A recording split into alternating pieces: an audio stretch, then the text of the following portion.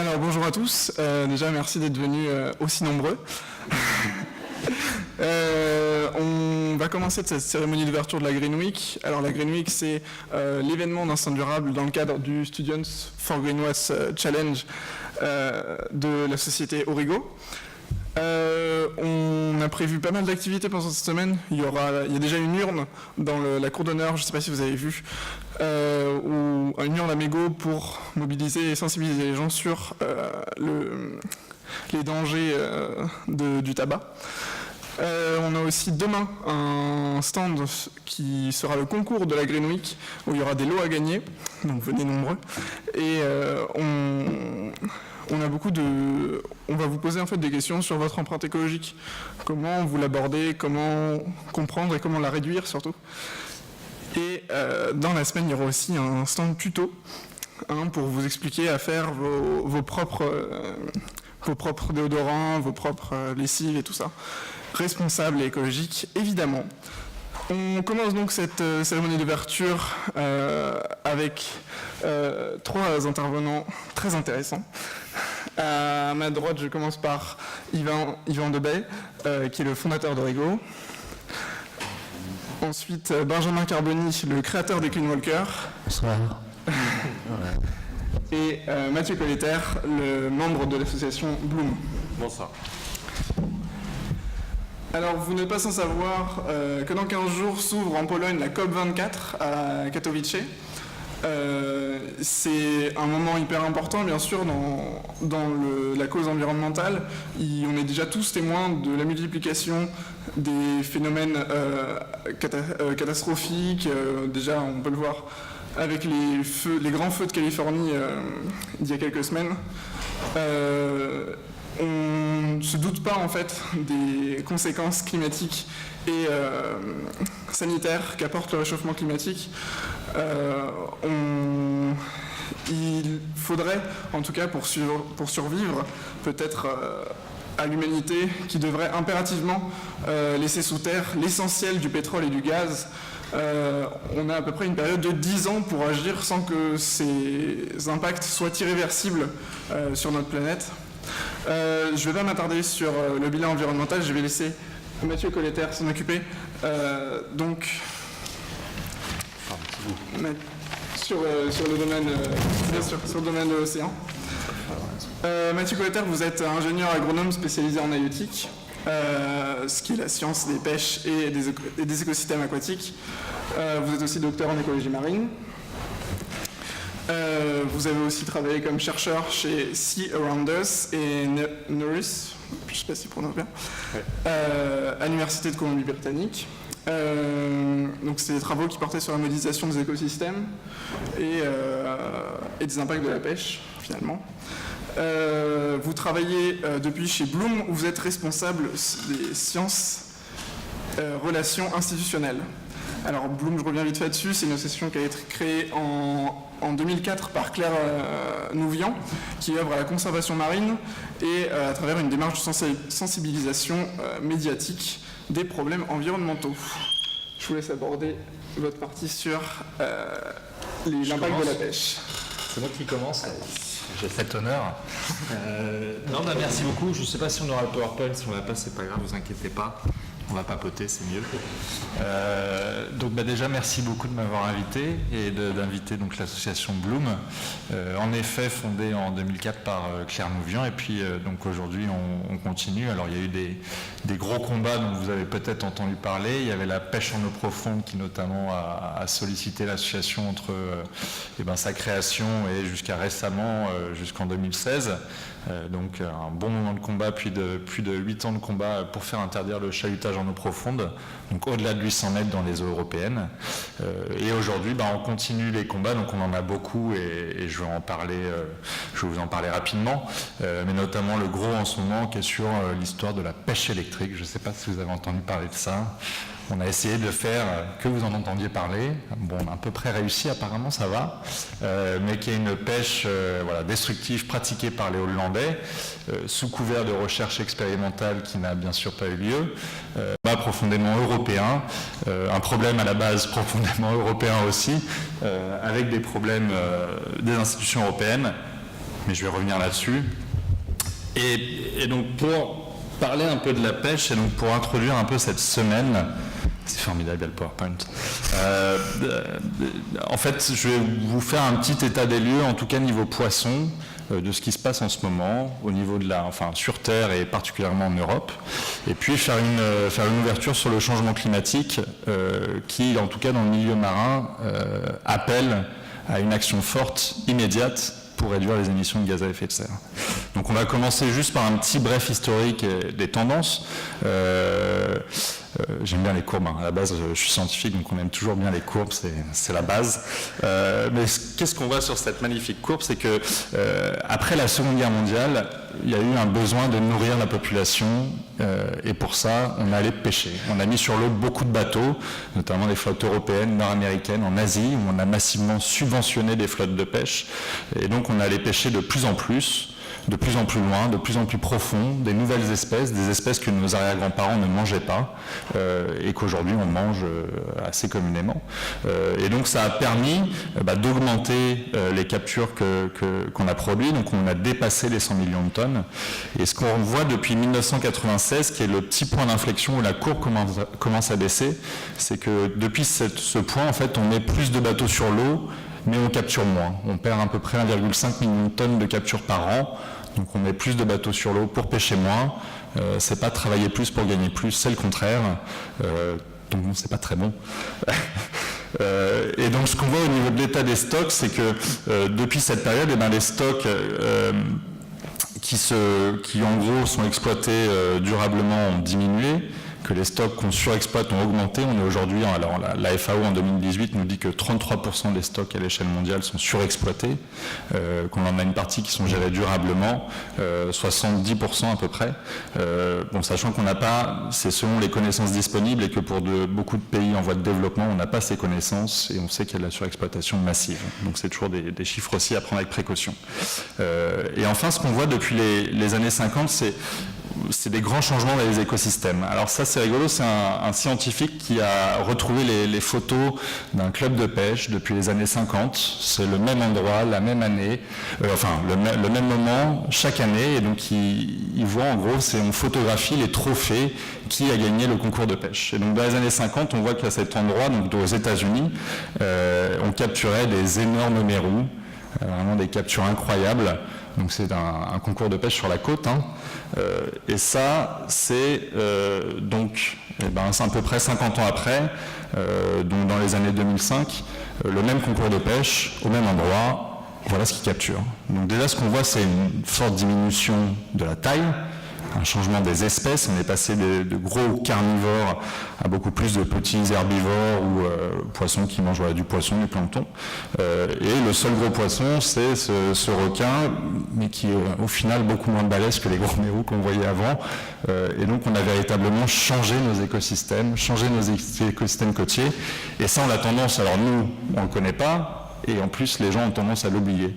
C'est-à-dire que moi la vision de l'écosystème que j'ai quand j'allais chez ma grand-mère en Bretagne quand j'avais 10 ans, c'était un écosystème incroyable, on allait à la pêche au crabe, on trouvait des crabes. Aujourd'hui quand j'y retourne, il y a déjà moins de crabes et je me demande à quoi ça ressemblait quand ma grand-mère quand elle était petite y allait. Et je pense qu'on a perdu cette vision de l'abondance des écosystèmes et de la capacité, de la richesse des écosystèmes qu'on pouvait avoir il y a 50 ans et encore avant, après-guerre et encore avant, au 19e siècle. Alors comment on gère les pêches? En tout cas au niveau par exemple ce qu'on peut voir en tout cas de l'état des lieux, alors en le replaçant en Europe, ce qu'on voit en Europe notamment ici c'est le golfe de Gascogne, c'est que on a considérablement augmenté en courbe rouge l'effort de pêche. Et en augmentant l'effort de pêche qui s'est stabilisé sur les dernières années parce qu'on a mis en place de la gestion des pêches enfin en Europe dans les années 90, c'est que pour le même effort on capturait de moins en moins de poissons. Donc c'est, comme je vous disais, mettre plus de bateaux pour capturer moins, et donc on surexploitait la ressource.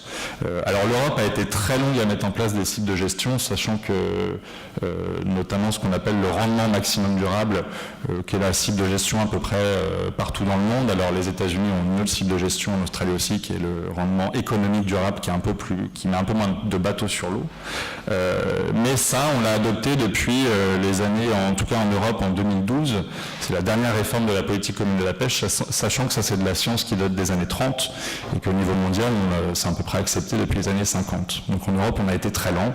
On a enfin ces cibles de gestion qui nous disent que, en gros, au début, je mets pas de bateau sur l'eau, je capture rien. Je mets de plus en plus de bateaux, je capture. À un moment, il y a un optimum. Et après, j'arrive dans cette situation qu'on appelle la surpêche. Et donc quand on regarde ce qui se passe en Europe, et ben on voit qu'en orange, le nombre de stocks dans l'Atlantique Nord-Est qui sont exploités pas durablement diminue quand même si ça se stagne sur les dernières années. Donc on a stoppé les progrès, on a quand même stoppé les progrès pour diminuer la surpêche. Mais en Atlantique Nord-Est, on a une situation qui s'améliore avec ces cibles de gestion, avec une gestion qui est plus rigoureuse, même s'il y a encore un long trajet à faire, sachant que la date magique, normalement, c'est 2020. En 2020, le dernier truc devrait être tout noir, c'est-à-dire qu'on devrait avoir tous les stocks gérés au RMD.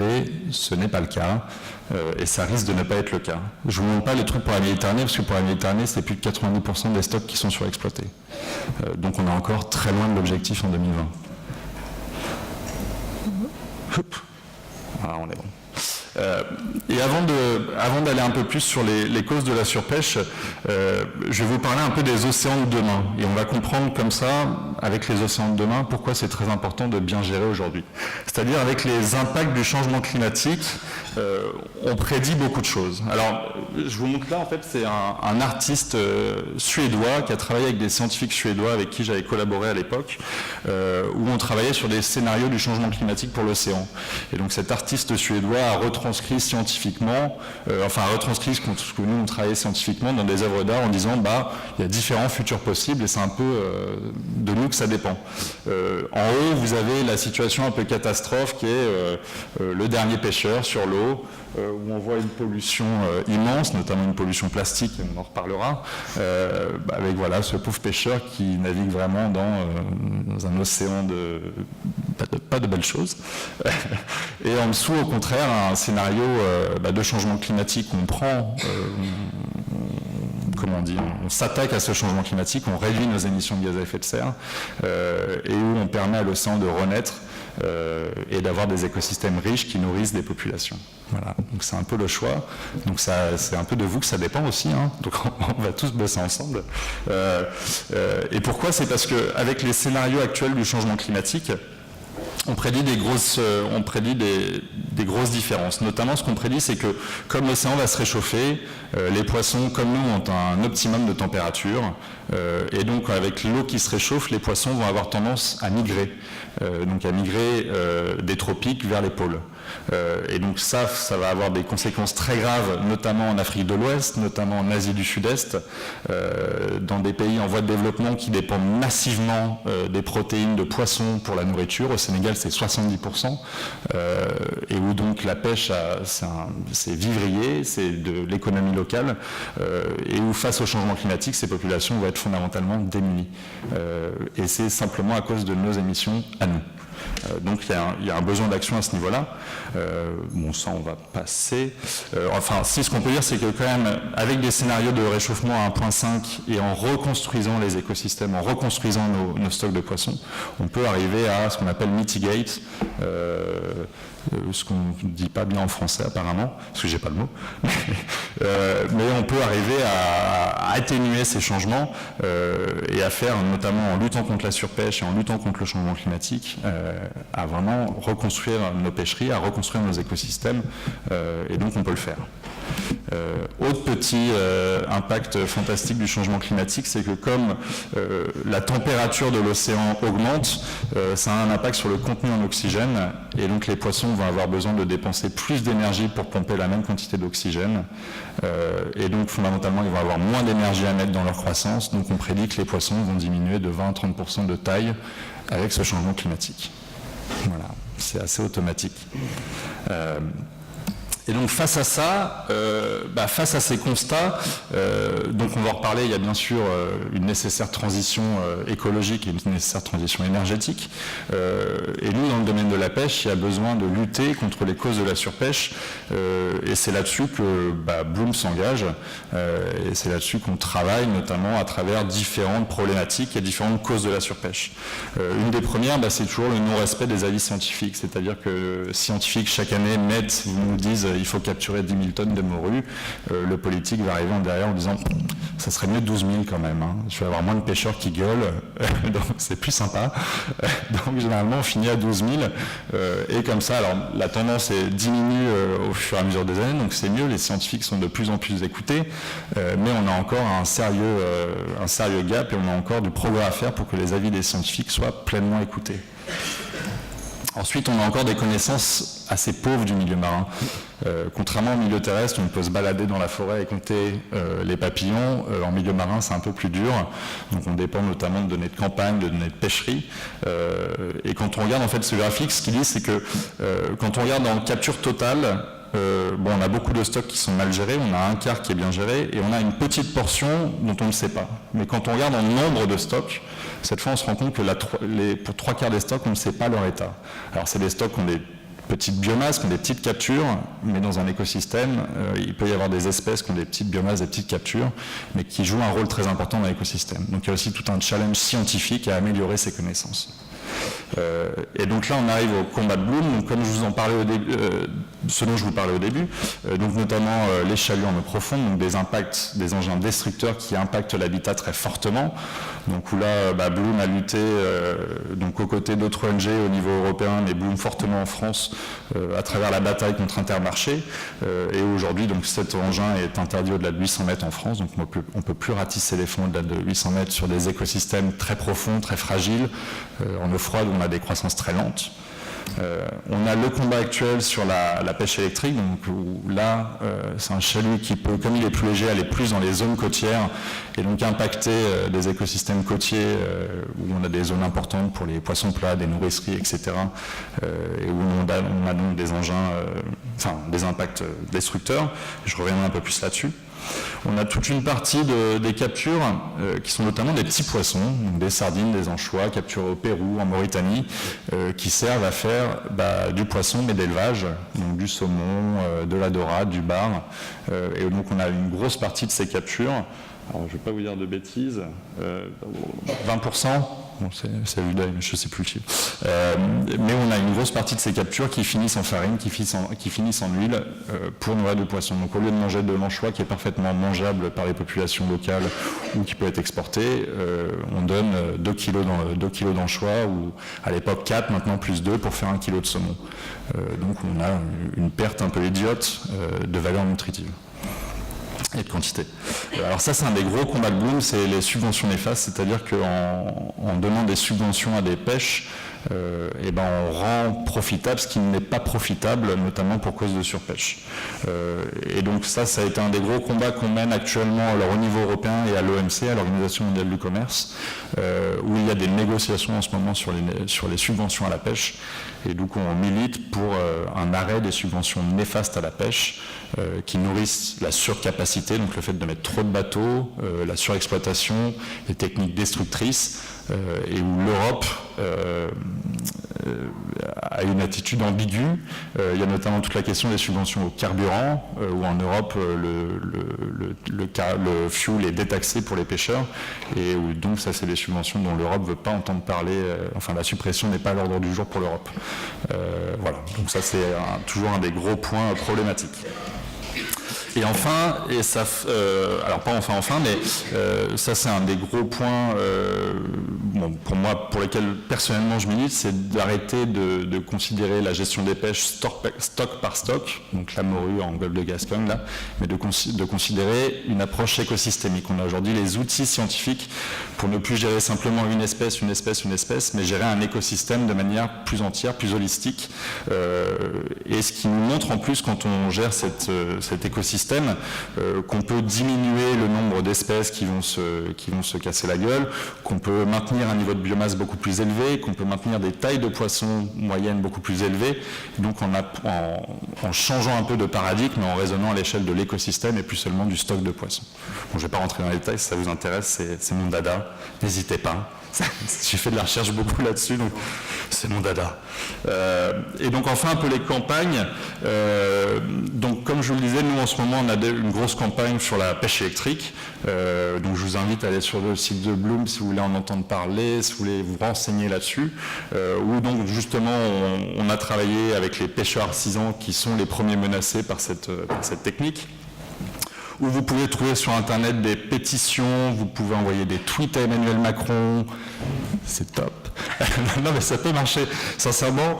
Les pétitions, notamment Bloom, les pétitions ça a été la base de notre combat, c'est-à-dire que sur le chalutage en eau profonde, ça a été une pétition de plus de 900 000 personnes. Donc, ce qui a vraiment complètement changé la donne sur le combat. Sur la pêche électrique, alors c'est toujours difficile de faire péter un score comme ça, donc on l'a pas fait péter. Mais sur la pêche électrique, on a fait 2 pétitions. La première, où on a réuni 80 000 signatures, ce qui est déjà beaucoup, et qui a vraiment influencé le vote du Parlement européen. Donc voilà, il y a un vrai impact de ces pétitions s'il y a du nombre qui suit. Et nous, on dépend du soutien des citoyens. On est une ONG citoyenne, on dépend du soutien des citoyens pour pouvoir militer et pour pouvoir militer pour nos causes et dire qu'il y a un intérêt citoyen dans cette cause. Donc n'hésitez pas à aller sur le site internet voir les pétitions. On a aussi bénéficié du soutien d'élus, de scientifiques qui sont engagés, de chefs cuisiniers, de poissonniers, pour arriver justement, on a cette pétition pour arriver au résultat de janvier, qui est qu'on a gagné, donc le Parlement européen a voté pour l'interdiction de la pêche électrique par 402 voix contre 232. Je vais passer la partie où le lobby dit qu'on dit n'importe quoi. Tac. Si, c'est vrai. Ils disent que là, je vous traduis pas tout, parce qu'après il y a du néerlandais.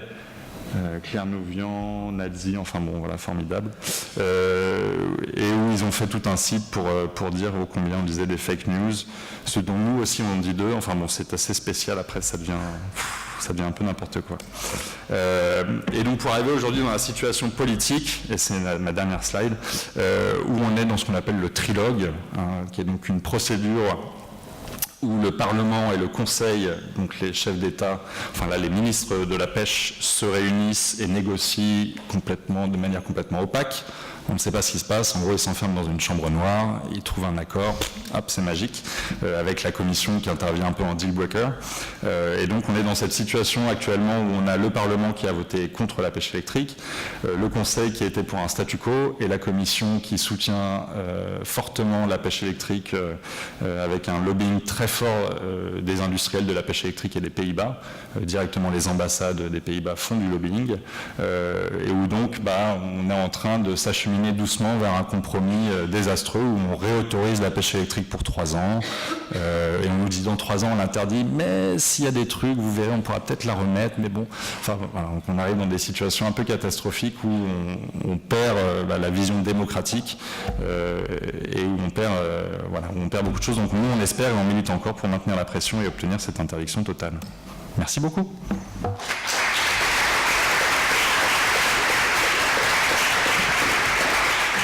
Si vous avez des questions, n'hésitez pas. On peut d'abord partager. On a 2 micros, un ici et l'autre là.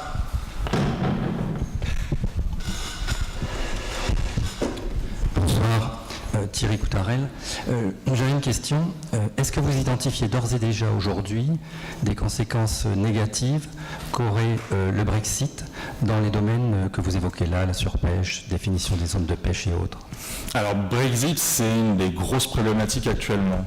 Mais c'est rigolo parce que ça intervient d'ailleurs dans la négociation sur la pêche électrique, où le fait de ne pas vouloir frasser les Pays-Bas fait qu'on ne fait pas grand-chose sur la pêche électrique parce qu'il faut maintenir un front uni contre les Anglais. Donc le Brexit, c'est une problématique qui est très importante, notamment pour les pêcheurs français, puisqu'on a une grosse partie de nos captures qui proviennent des eaux anglaises, donc il y a des gros intérêts économiques sur ce Brexit, et ça va être un des points de la négociation. Alors, ils l'ont mis un peu en dehors de la négociation, c'est-à-dire que là, on a l'accord qui nous dit que les Anglais vont rester dans la politique commune de la pêche, parce que la pêche au niveau européen est gérée au sein d'une politique commune, comme la politique agricole. C'est vraiment à une échelle supranationale, et où la pêche on était assez dans le flou, où là les Anglais vont rester jusqu'en 2020, et après toute la question est là. Les pêcheurs anglais espèrent beaucoup. Il y a eu espèrent beaucoup de ce Brexit à travers la redistribution des quotas, le fait que notamment les petits bateaux anglais, les petits pêcheurs artisans anglais puissent bénéficier de plus de quotas. Alors je ne vais pas vous faire toute l'histoire de la construction européenne, mais il y a un ressentiment contre l'Europe au niveau de la pêche anglais qui est ni justifié à la base, ni injustifié derrière, parce que le gouvernement anglais a concentré les quotas dans les mains de quelques industriels et a auto-entretenu la diminution de la flotte artisanale et la flotte des petits bateaux anglais qui n'ont pas de quotas. Mais aujourd'hui, c'est une des grosses questions de négociation. Ouais. Et donc, pour le moment, les Anglais sont jusqu'en 2020 dans la PCP. Après, tout est encore sur la table. Sachant que dans les accords, il y a des choses qui disent qu'on devrait maintenir un accès aux eaux, on devrait maintenir un accès à des quotas de pêche, mais pour le moment, c'est encore assez flou. Oui. Bonsoir, Eric Breton. Moi, je suis l'activité de Bloom depuis 4 ans. Donc, j'aimerais un peu savoir quels sont les arguments que mettent en avant ceux qui sont en faveur de la pêche électrique. Alors, en fait, la pêche électrique, à la base, ils ont adapté un chalut, ce qu'on appelle un chalut à perche, où il y a des chaînes, donc il y a des grosses chaînes à l'avant du chalut, qui s'enfoncent dans le sédiment, donc qui raclent le sédiment pour déloger le poisson plat. Ils ont enlevé ces chaînes, donc ils pénètrent moitié moins dans le sédiment. Au lieu de pénétrer de 4 cm en moyenne, ils pénètrent de 2 cm en moyenne. Donc, de ça, ils récoltent un peu moins de rejets. Alors voilà, ils vont récolter un peu moins de tout ce qu'on ramasse au fond de l'océan, et eux disent qu'ils impactent moitié moins. En face de ça, nous on dit nous on a beaucoup et du coup face à ça ils sont beaucoup plus efficaces aussi pour capturer la sole. Le choc électrique impacte très fortement la sole qui sort vraiment du sédiment, et donc ils capturent leur quota de sole plus rapidement. Donc ils consomment moins de gasoil, et donc ils disent que c'est formidable pour l'accord de Paris, et que si on est contre la pêche électrique, on est contre l'accord de Paris. Ouais, non, on entend des conneries des fois, en fait. Ça, c'est incroyable. Et donc du coup, nous, face à ça, on a un raisonnement très simple. De un, le fait que le chalut soit plus léger fait qu'ils vont dans des zones beaucoup plus côtières où les chaluts à la base n'allaient pas, donc ils impactent des zones qui n'étaient pas impactées à la base, et des zones à la fois très importantes pour le stade de vie de l'animal, et des zones très importantes pour les pêcheurs artisans. De deux, sur les impacts de l'électricité, c'est très mal étudié, très mal connu, il y a des impacts négatifs avérés sur les œufs, sur les juvéniles, et donc on a des inquiétudes que eux balayent assez facilement en disant mais non, regardez, le stock se porte bien, dans le sud de la mer du Nord c'est la cata et c'est pas étudié, où donc il y a à la fois des conséquences négatives avérées et beaucoup d'incertitudes scientifiques sur les impacts écosystémiques, sur les impacts sur la reproduction, sur les impacts sur le comportement, sur les impacts sur les juvéniles, et donc au final voilà, on a beaucoup de choses qu'on ne sait pas ou dont on sait que c'est pas déjà pas bon. Donc voilà, donc c'est un débat, il y a une controverse scientifique. Les scientifiques dans les instances qui font consensus ont clairement dit que de un, il y avait beaucoup trop de bateaux et que c'était pas une expérience scientifique, c'était clairement de la pêche commerciale et qu'il fallait arrêter quand même. Enfin, c'était n'importe quoi. Et que de deux, le fait qu'il n'y ait pas de consensus scientifique, ça montre bien qu'il faut appliquer le principe de précaution et qu'il faut qu'on arrête cette bêtise. Voilà. Merci. Bonjour. Ici. Augustin Proust. Donc déjà merci pour votre présentation. Je voulais savoir si, étant donné que vous montrez que les écosystèmes sont de plus en plus détruits à cause de la pêche, est-ce que vous avez, par exemple, vu un modèle alternatif concernant la pêche qui évite de détruire les écosystèmes ? Oui, mais déjà une pêche bien gérée. C'est-à-dire que si déjà on appliquait les lois européennes, on serait dans une situation bien meilleure. Donc il y a souvent en fait déjà un cadre et des lois qui sont là. On a une directive, la DCSMM, la directive cadre stratégique pour le milieu marin, qui calcule les indices sur les écosystèmes marins, où est-ce qu'on veut aller. Donc on a un cadre législatif qui est déjà à peu près là. Donc de un, il faut appliquer le cadre législatif actuel et arrêter la surpêche. Point à la ligne. De deux, il y a tout un raisonnement à avoir sur les impacts spatiaux de la pêche, c'est-à-dire notamment est-ce qu'on ne peut pas favoriser, à l'heure actuelle dans l'Union européenne, on a à peu près 3/4 des bateaux qui sont des bateaux de moins de 12 mètres, des petits artisans qui utilisent des méthodes douces, de la ligne, du filet, du casier qui ne traînent pas sur le fond et qui, eux, pêchent à peu près 5 à 10% des quotas. Donc on a 3/4 des bateaux qui pêchent 5 à 10% des volumes.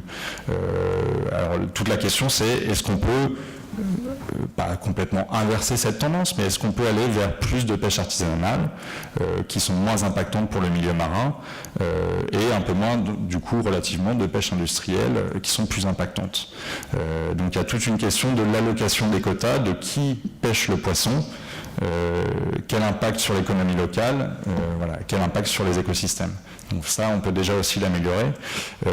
Et puis après, il y a toute une histoire de comment on construit la politique de la pêche. Donc à la fois les indices de gestion dont j'ai pu vous parler, moi le RMD, je trouve pas que c'est la panacée, on peut faire beaucoup mieux. Mais ça, après, c'est des débats plutôt scientifiques. Après, il y a tout un débat aussi sur l'organisation, notamment ce qu'on appelle une gestion adaptative, une gestion concertée, sur des territoires. Donc voilà, on peut aller plus loin dans la gestion pour beaucoup mieux gérer les impacts sur les écosystèmes. Par exemple, il y a des idées parfois très bêtes, mais si un pêcheur va pêcher et voit un banc de dauphins où il a failli en pêcher un, il devrait y avoir des systèmes assez simples pour qu'il appelle ses copains pêcheurs et puisse dire n'allez pas dans cette zone.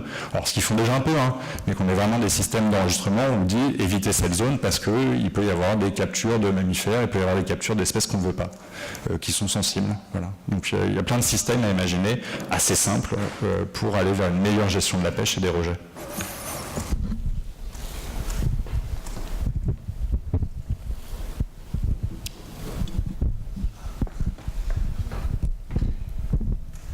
Bonjour, Thomas Ribaud, merci beaucoup pour votre présentation très intéressante. Moi j'aimerais vous demander, vous qui pensez qu'il faut absolument arrêter le plus vite possible la surpêche, est-ce que nous en tant que citoyens ça peut pas être une solution de simplement manger beaucoup moins de poissons, voire même d'arrêter de manger du poisson, pour de fait forcer les industriels à en pêcher moins, puisque après ils ne le vendent plus quoi. Non mais oui.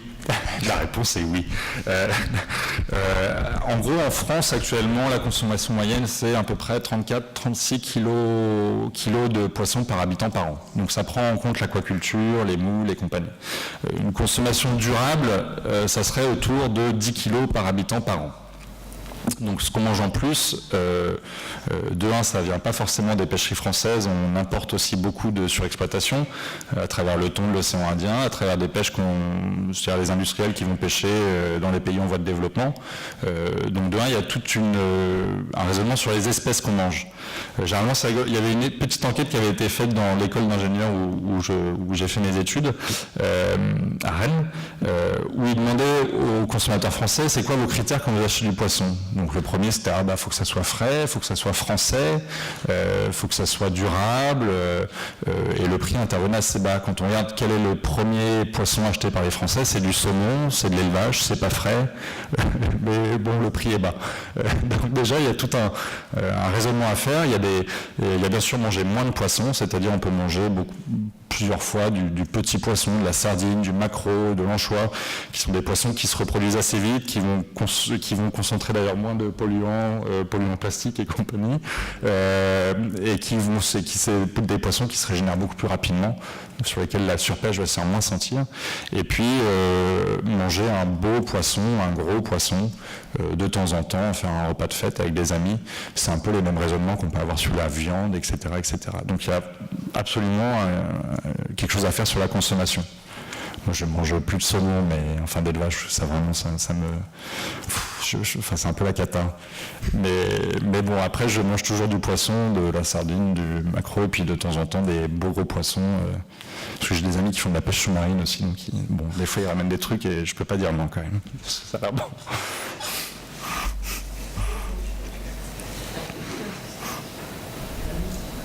Bonjour. Bonjour.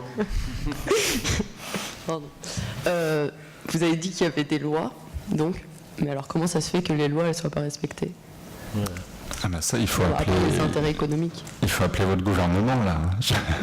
Je sais pas. C'est la question que je me pose aussi.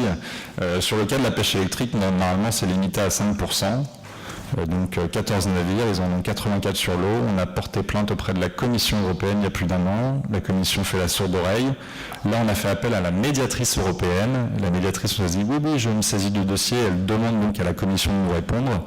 Donc on va attendre une réponse encore de la Commission. Mais la Commission ne fait pas son rôle de gardienne du traité. Et en gestion des pêches, il y a beaucoup de cas où la Commission, au lieu de suivre l'avis scientifique, va donner quelque chose de supérieur et ne joue pas son rôle de gardienne du traité.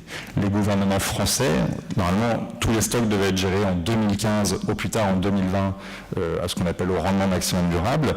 Le gouvernement français a allègrement joué avec ça. C'est-à-dire que dès 2015 et 2016, on devait diminuer des quotas de 40%, 30%.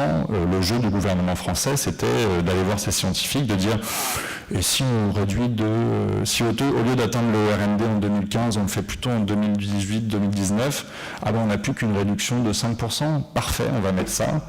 Et les gouvernements ont joué comme ça, année après année, à retarder l'échéance, jusqu'à ce que l'échéance arrive, et là on se dise on va pas pouvoir atteindre l'échéance, sans blague. Donc c'est des jeux, c'est des lobbies industriels qui doivent maintenir un niveau de capture. Donc voilà, c'est des enjeux économiques qui font que la loi n'est pas appliquée et que nous, face à ça, on porte plainte, on agit, on rappelle, mais on n'a pas grand pouvoir. Mais si on a le droit seulement à, imaginons, de rentrer au port avec 10 kilos de poissons, comment ça se fait que le surplus soit quand même vendu ? Alors, il y a toute une question sur... en fait, c'est comment... Alors, les quotas sont plutôt bien respectés. Il y a encore un peu de magouille, mais ça, c'est... Dans tous les milieux, il y a toujours un peu de magouille. Donc là où on a des quotas, les quotas sont plutôt bien respectés. C'est plutôt quelle est la quantité de quotas qu'on met. Et c'est là où le bas blesse. Après, il y a encore, là, il y a 3 semaines, il y a Europol qui a sorti une enquête sur le thon rouge. Donc le thon rouge se remet très bien, mais on se rend compte qu'il y a un commerce illégal qui est autant que le commerce légal, voire plus, je crois. Et que donc, voilà, il y a encore plein de magouilles qui se passent au niveau du thon rouge pour nourrir un fort marché très lucratif à destination de l'Asie ou à destination de l'Europe. Donc voilà, donc dès qu'il y a une pression économique très forte et des acteurs économiques très forts qui ont un pouvoir de lobbying important, et c'est le cas aujourd'hui. Je veux dire, la pêche électrique, ça devrait être fini, quoi, mais depuis longtemps. La surpêche, ça devrait être fini depuis longtemps. Les impacts sur il y a beaucoup de pratiques qui, à un moment, on se dit, mais il y a des poids économiques, et la même chose sur le changement climatique, sur les trajectoires d'émissions de gaz à effet de serre, où là, on voit bien que la France, ça augmente alors que ça devrait diminuer. Donc voilà, il y a des logiques économiques, il y a des systèmes qui sont là, qui font que c'est très compliqué et qu'il va falloir plus que de la bonne volonté. Oui. Les quotas sont distribués dans les pays par rapport à quoi? Parce que les quotas européens sont distribués dans les pays par rapport à la flotte, par rapport à la surface de pêche, par rapport à une clé de répartition qui est stable depuis longtemps, qui s'est faite sur les droits historiques. Donc historiquement, les gros bateaux ont été favorisés par rapport aux petits bateaux, et certains pays par rapport à d'autres, mais par rapport à une clé de distribution historique, et donc par rapport à la base à des droits de pêche, à des capacités de pêche, tout à fait.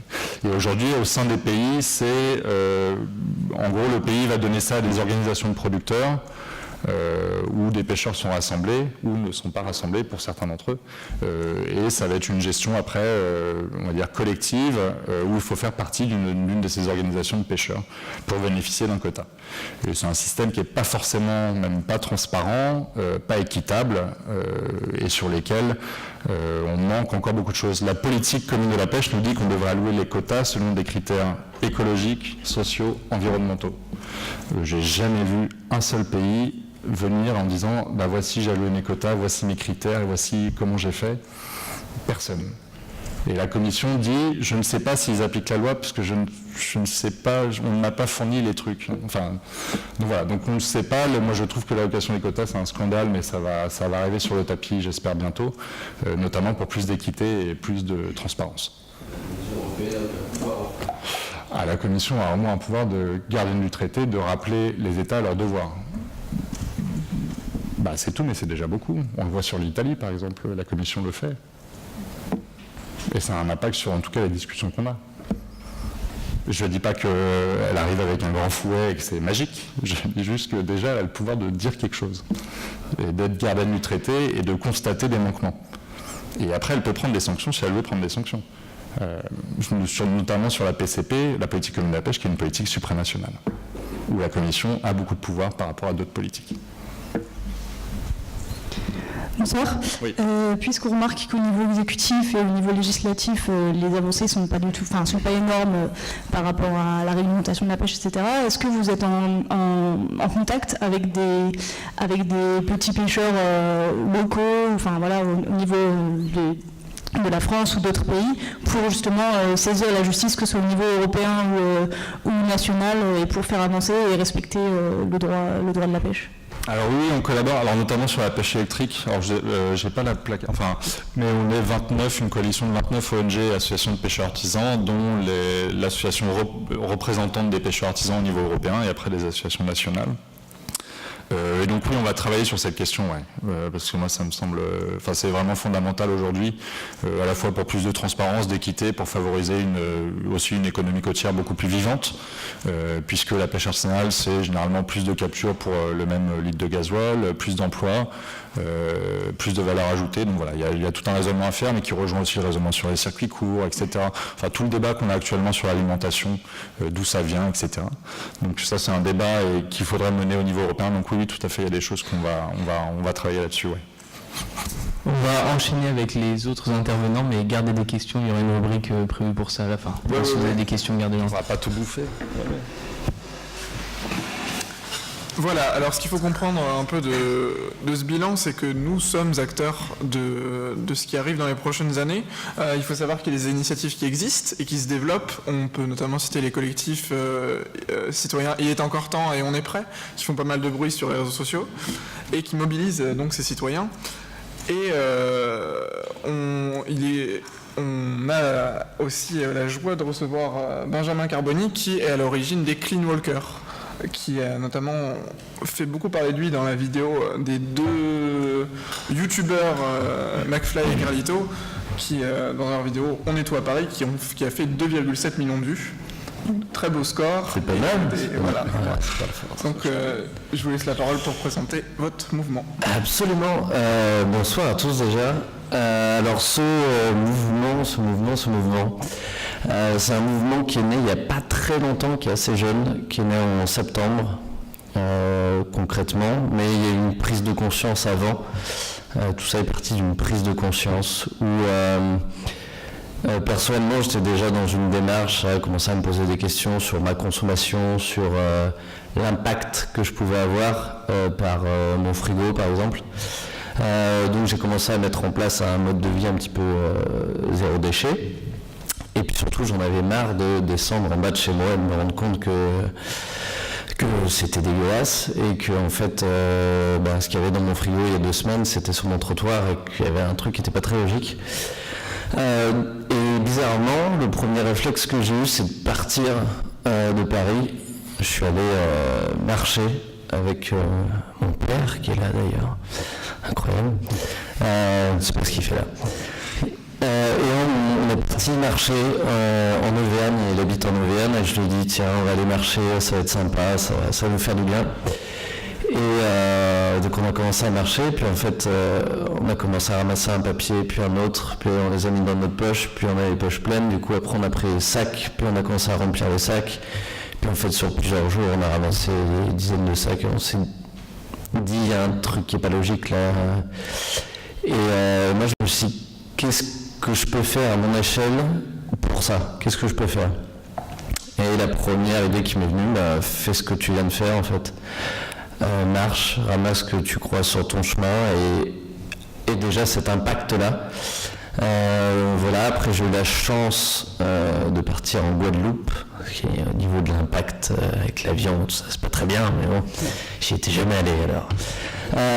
Du coup j'y suis allé, je me suis rendu compte aussi de beaucoup de choses là-bas, déjà par rapport aux déchets, parce qu'on est quand même sur un département français, mais qui a clairement aucun moyen et aucune gestion de ces déchets, c'est assez catastrophique malheureusement, et les premiers qui en bavent, c'est pas les touristes qui vont sur la plage du Club Med faire du jet ski, mais c'est les gens qui habitent là-bas. Il y a d'autres impacts dont on pourrait parler, comme les sargasses et autre chose. Voilà, et du coup le mouvement est né du coup en septembre, et la base de ce mouvement, c'est juste de faire des choses, quoi, de passer à l'action, de se rendre compte qu'on a un pouvoir incroyable, qui est ça, c'est une main, et qu'on peut agir, nous, en se rassemblant, et en se disant, tiens, moi j'ai envie de nettoyer ma nature, j'ai envie de nettoyer ma vie, j'ai envie de nettoyer ma rue. Et à travers ça, de prendre conscience surtout de l'impact qu'on a nous. Il y avait une très bonne question tout à l'heure, on parlait de l'impact, tu disais, par rapport à ce qu'on mange, mais aussi de se rendre compte de l'impact qu'on a avec notre consommation. Donc à travers ces rassemblements où on est ensemble, et on se rend compte que ramasser les déchets c'est cool, c'est bien, c'est génial. Et voilà, à travers ça, on essaye aussi derrière, parce que c'est totalement lié, c'est la question qui m'est venue tout de suite après avoir pensé à ce mouvement, c'est pourquoi tu es obligé de penser à cette idée? C'est parce que on a une consommation aujourd'hui qui n'est plus du tout adaptée. On est sur une surconsommation de déchets plastiques pour la plupart. Et voilà, aujourd'hui, on est dans l'obligation. Et l'obligation, c'est pas forcément négatif, on peut se rendre compte qu'il y a plein de trucs positifs derrière, mais on est obligé de changer notre consommation aujourd'hui. On ne peut plus consommer comme nos parents ou nos grands-parents consommaient. Et voilà, donc ça, c'est les deux piliers de ce mouvement. Donc le mouvement Clean Walker. Donc c'est voilà, prendre le problème à la racine et en même temps agir sur ce qui est déjà malheureusement présent. Voilà, et donc là on est quoi? On est fin novembre. Il y a déjà plus d'une quinzaine de ramassages qui ont été faits partout en France. Il y en a une quinzaine d'autres qui arrivent. Il y en a qui ont été faits à l'étranger, il y en a eu à Melbourne, je ne sais pas pourquoi. Il y en a un au Paraguay bientôt, il y a une personne qui va en faire un en Russie, on va en avoir à Mayotte, enfin il y en a un peu de partout.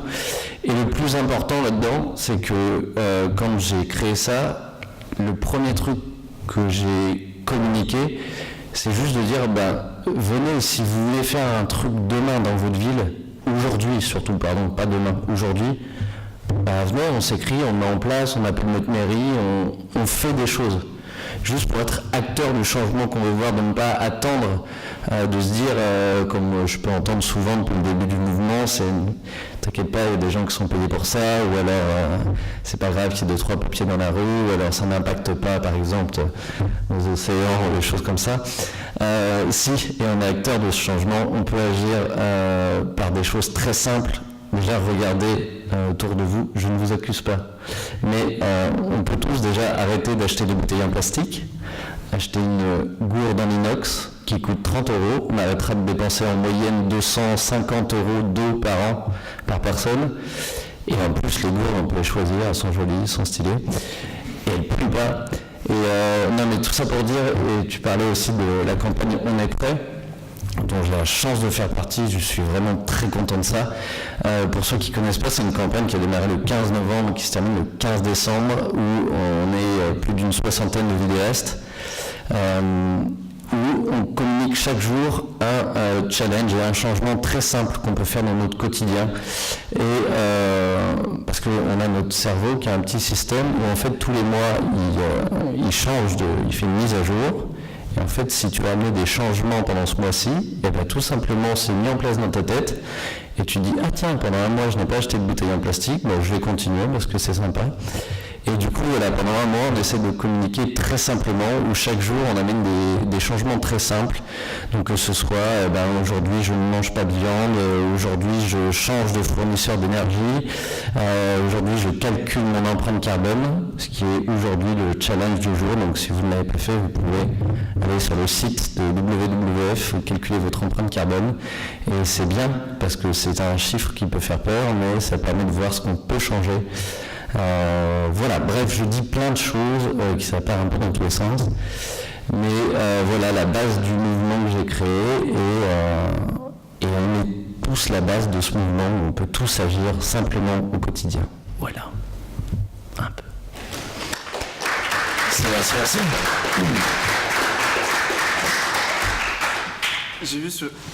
J'ai vu sur les réseaux sociaux que tu avais fait justement cette empreinte carbone WWF. Tu peux recommuniquer vite les chiffres Oui, moi je suis à 135% Alors c'est un chiffre, ça ne me parle pas beaucoup. Ce qu'il faut voir, c'est le détail. Ce qu'on peut changer, moi, il faudrait absolument que je change de fournisseur d'énergie, c'est un de mes objectifs. Et voilà, il y a plein de petits changements. Moi, au niveau de ma consommation, je ne mange plus de viande, je ne mange plus de poisson. Et je ne mange pas que du quinoa, je mange plein de choses, je mange de saison, je mange local, ce qui est très important aussi. Non, ce qui est important dans ce chiffre-là, c'est voilà, de se rendre compte de ce qu'on peut changer et de voir surtout que, et ça fait du bien, de voir que personne n'est parfait en fait. Personne n'est impeccable. Circule de façon parfaite dans le monde, mange parfaitement, consomme parfaitement. On n'est pas parfait et je pense que c'est pas ce qu'on demande dans toutes les échéances qui nous attendent aujourd'hui et pas demain. C'est très important ce mot-là. On n'agit pas pour demain, on agit pour aujourd'hui, pour maintenant. Et tu disais un chiffre tout à l'heure, tu parlais, on a 10 ans pour agir. Je ne veux pas faire peur, je pense qu'on a plus 2 ans et demi. Voilà. Et ce qu'on veut dire dans la campagne On est prêt, j'en parlais tout à l'heure, c'est il y a eu beaucoup de campagnes avant où on parlait du climat parce que c'est pas un problème qui est arrivé du jour au lendemain. En 2018, on a fait ça va mal, ça fait longtemps qu'on en parle. Mon avis, c'est que les campagnes d'avant, on nous mettait beaucoup d'images horribles, de tornades, de cyclones, de machins. On disait oh là là, mon Dieu, demain ça va être horrible, il faut faire un truc. Mais on ne disait pas quoi faire. Aujourd'hui, ce qu'on essaie de faire dans les campagnes, et je ne dis pas forcément la campagne qu'on est en train de mener par exemple, il y en a d'autres, aujourd'hui on a plus une façon de communiquer où on dit c'est pas grave, on sait que ça va mal, on sait que de toute façon il va falloir changer des choses, mais c'est pas grave, on a encore le temps de le faire, on peut le faire, donc posons-nous, faisons-le ensemble. Et voilà, donc ça c'est assez important dans ce changement qu'on met en place. Et voilà, donc calculer son empreinte carbone, c'est bien, ça permet de prendre conscience de certaines choses, mais il ne faut surtout pas que tout ça soit effrayant. Moi je sais que sur mes réseaux sociaux, je les ouvre aujourd'hui, je ne vois que ça. Je vois que des chiffres, des images, etc. C'est facile à dire, mais il ne faut pas que ça fasse peur, il faut juste que ça permette de prendre conscience. Il ne faut pas non plus que ça devienne de la surinfo où on ne bouffe que ça, parce que sinon on s'enferme dans un chalet et puis on ne bouge plus pendant 3 mois. Mais il faut prendre conscience de certaines choses. Je parle beaucoup de ça depuis le début du mouvement, du degré de conscience. Moi, il y a un an et demi, j'avais pas de conscience de tout ça. Et ce que j'essaie de prôner avec le mouvement que j'ai mis en place, c'est d'arriver à choper ce premier degré de conscience qui est juste, on marche, on est ensemble, je ramasse une bouteille de plastique et je fais ah merde, elle a rien à foutre là en fait. Et juste de choper ce premier degré de conscience qui est d'accord, donc s'il y a ça, c'est pas normal, je peux commencer à changer ça. Et après de commencer à regarder autour et faire ah ouais, il y a ça comme problème aussi, il y a ça, et moi je peux changer comme ça, comme ça, comme ça. C'est ce qu'on essaie de parler aussi. Donc ça, pour revenir à ce que tu disais tout à l'heure, calculez votre empreinte carbone, n'ayez pas peur, et on est tous ensemble, et on va le faire. Je pense, j'espère. Il faut, de toute façon, on va finir par être complètement obligé d'agir, sinon on va avoir de réels problèmes sociaux, environnementaux et économiques. Oui, ça, je me permets, tu parlais tout à l'heure au niveau des poissons, de ce réchauffement climatique, du réchauffement des eaux qui va amener une migration de différentes espèces de poissons. Et il faut ajouter au niveau du climat que cette migration ne va pas être qu'au niveau des espèces poissons, même au niveau des espèces animales. Ça va être aussi au niveau des personnes qui habitent dans ces continents qui vont par notre consommation subir plus vite des impacts. Ça, c'est un autre débat aussi, mais c'est important de dire qu'il n'y aura pas que les poissons, il y aura beaucoup de monde et que surtout ce chiffre, peut-être le seul chiffre qui est à retenir et qui, c'est dur, même ne doit pas faire peur, c'est qu'il y a une fenêtre de tir de 2 ans et demi, 3 ans où il faut prendre conscience de celle-là et après agir chacun à notre échelle. Et voilà. On vous encourage donc à suivre tous les réseaux sociaux de On est prêt et Il est encore temps qui publie chaque jour des tutos, en fait, des idées pour réduire la consommation. On est prêt, la campagne On est prêt, donc tous les jours il y a, comme je vous disais, un challenge et vous avez beaucoup d'informations sur chaque challenge. Et surtout c'est un challenge où c'est vraiment bienveillant, c'est juste vous pouvez faire ça. Si vous voulez prendre conscience, si vous voulez le faire, faites-le. Si vous voulez pas, on n'est pas en train de vous flageller et dire putain, ils veulent pas changer le monde. Donc la campagne On est prêt, c'est vraiment ça. Après la campagne, il y a encore temps. Donc à savoir que c'est deux personnes différentes qui ont créé les campagnes, mais que c'est un même collectif, entre guillemets. La plupart des vidéastes font partie des deux campagnes et ça a été décidé comme ça à la base où les campagnes se sont dit faisons deux campagnes qui agissent ensemble plutôt que d'en faire une, on va peut-être s'emballer les pinceaux. La campagne Il y a encore temps, il y a un site qui est très bien fait,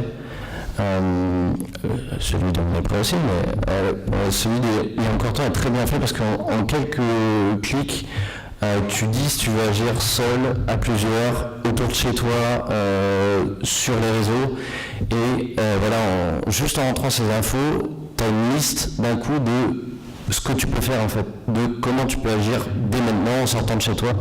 Et je trouve que c'est très bien fait parce que j'ai eu la chance de parler avec des gens de WWF il n'y a pas longtemps qui avaient fait une enquête où ils disaient que 87% des gens voulaient agir mais ne savent pas comment. Et ce qui est totalement vrai. Et aujourd'hui, ce qu'on prône avec ces campagnes-là, c'est juste de dire on n'est pas tout seul, enfin vous n'êtes pas tout seul et on peut agir de cette façon-là très simplement. Merci pour votre intervention. On va revenir sur la partie questions juste après. On va enchaîner, je vais rebondir sur ce que vous avez dit sur le fait de changer sa consommation énergétique avec donc Ivan Nebel, le fondateur d'Origo.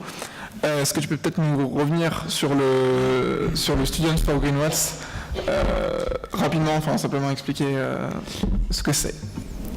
Ok, bonsoir. Moi je suis venu pour dire deux choses. Alors oui, on a fait Student for Green Watt et je crois que vous avez tout défoncé. Donc la première chose que je vais dire c'est merci. Voilà, je vais m'incliner.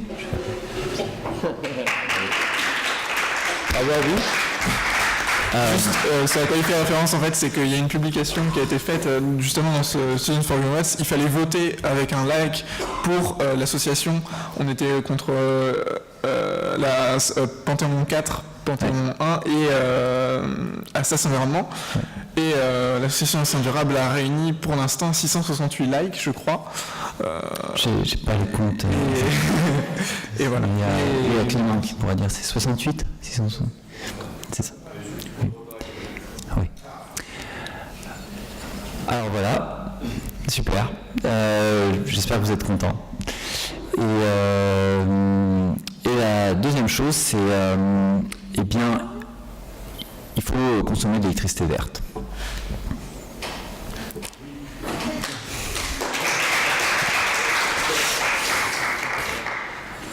Voilà, donc s'il y a des questions... Juste comment Origo fournit ces garanties d'origine, est-ce que tu peux nous en dire un peu plus sur les garanties d'origine en elles-mêmes? Oui. Alors en fait, c'est très bizarre comme truc, il faut consommer de l'électricité verte. Enfin, je ne sais pas si certains ici savent comment on fait, pourquoi on ferait ça. Parce qu'en fait, on parle d'un truc bizarre, on parle d'énergie. On a une histoire assez particulière avec l'énergie. Aujourd'hui, l'énergie, elle est là, hein. Enfin, on la consomme énormément. Je crois que, alors, ce qui est bien, c'est qu'aujourd'hui, je pense que c'était pas vrai il y a 5-6 ans, mais aujourd'hui, moi, je m'en suis aperçu personnellement. Essentiellement, pour fonctionner dans la journée, je mange, je bois de l'eau et je charge mon portable. Donc l'énergie, l'électricité, c'est devenu pratiquement aussi important que de boire de l'eau, quoi. Donc, mais c'est bien parce qu'il y a un geste concret. On ne sait plus bouger, marcher, partir d'un point à un autre sans avoir chargé son portable. Donc au moins, ça devient un peu plus concret. Mais voilà, c'est quelque chose qu'on consomme. Alors c'est assez particulier. Pourquoi? Parce qu'en fait, on a bénéficié d'une des politiques les plus incroyables, les politiques sociales les plus incroyables. C'est qu'on a ce qu'on appelle un réseau électrique. Ça veut dire que chacun dans sa maison n'est pas obligé de créer des infrastructures incroyables pour bénéficier de cette énergie, ça nous semble normal. Mais alors du coup, on a un peu perdu le pied par rapport à ce qu'il y a derrière. Et c'est normal, parce que en fait, on est au bout du système, et toute cette chaîne d'infrastructures, mais qui est énorme. Enfin, je veux dire, imaginez tous les fils qu'il y a ici, les alternateurs, les transformateurs, enfin, c'est un truc incroyable. Mais on n'est plus dans quelque chose de concret, pour nous, parce qu'on n'a aucun effort en fait pour avoir accès à cette énergie. Alors, très bizarre de nous dire c'est à nous de faire quelque chose. Pourtant, il y a une réalité concrète qui est assez folle. Quand on disait qu'il faut réduire les gaz à effet de serre, est-ce que vous avez conscience de la part que l'électricité a dans les émissions de gaz à effet de serre? Bon, je sais pas, de ici, là, entre nous. Ouais, la part des gaz à effet de serre qui sont émis dans l'atmosphère, qui sont liés à l'activité humaine, qui est liée à l'électricité. Je donne un exemple, il ne faut jamais avoir peur de dire une connerie. Ouais. 20%, j'avais 30. 33. Vas-y, on dit peut-être des conneries. Ils disent n'importe quoi, c'est hallucinant, c'est trop élevé, c'est pas assez élevé. Je sais pas. C'est 42%. Donc en fait, j'ai envie de dire, la première chose à faire, c'est agir là-dessus. Alors, mais c'est bizarre, parce que il y a ce qu'on appelle la dissonance cognitive, c'est-à-dire que c'est un peu comme on nous dit, ouais, il faut plus utiliser de voiture, mais on a besoin de prendre la voiture pour aller au travail, enfin, pour faire des études, un jour, quand vous aurez un travail, j'espère. Ou bien ce sera une super société, on n'aura plus besoin de travailler, j'espère aussi. Mais enfin, si vous devez travailler et que c'est comme ça que vous êtes heureux, il va falloir probablement pour beaucoup d'entre vous que vous preniez une voiture. Donc c'est compliqué de se dire, voilà, je dois le faire, mais je dois me sentir mal. Mais l'électricité, c'est le point culminant de ces paradoxes. C'est qu'on ne comprend pas. On doit se sentir mal, mais on ne sait pas quoi faire. En réalité, ce qui s'est passé, c'est qu'on va continuer à avoir cette politique sociale, on va continuer à avoir chacun son réseau. On va avoir un réseau partagé, ça va être une bonne idée, je pense. Par contre, ce qu'on peut faire, c'est agir en traçant l'électricité qu'on consomme. Alors c'est virtuel, c'est ce qu'on reproche au truc, mais c'est super cool. Et ça vaut le coup de payer un peu plus cher pour ça, parce que l'idée c'est qu'en fait on a un système de traçabilité qui fait en sorte que quand on a un volume d'électricité qu'on consomme, il y a un système qui permet de le tracer et de s'attribuer une part de l'électricité qui alimente le réseau et qui est d'origine renouvelable. Alors on dit pourquoi on ferait ça? Il y a énormément de questions d'or, je ne vais pas me les poser maintenant, si elles viennent au fur et à mesure on pourra en parler. Mais l'idée c'est qu'en fait si chacun fait ça crée une pression énorme pour que les investisseurs, les producteurs choisissent une énergie d'origine renouvelable plutôt qu'une autre. Parce qu'en fait, plus on choisit ça, plus on cherche à le tracer, ça aussi c'est paradoxal, plus la valeur de ces énergies augmente, et plus cette valeur augmente, plus on va faire le choix d'énergies renouvelables plutôt des énergies fossiles. Alors on va dire oui, mais il faut peut-être aller plus vite, il faut faire de l'action, etc. Moi, je veux dire, ce qui a aujourd'hui quand même fait le plus de dégâts sur des industries, c'est l'économie. Il suffit d'aller dans le nord de la France, la transition du charbon, elle a été faite. C'est pas les écologistes qui l'ont faite, comme je vous dis tout de suite. Donc, alors aujourd'hui, ça paraît un peu étrange parce qu'on se dit mais il n'y a pas d'effet concret, etc. Il y a des effets concrets. Il y a des pays où déjà maintenant les investissements dans les énergies renouvelables se font sans subvention.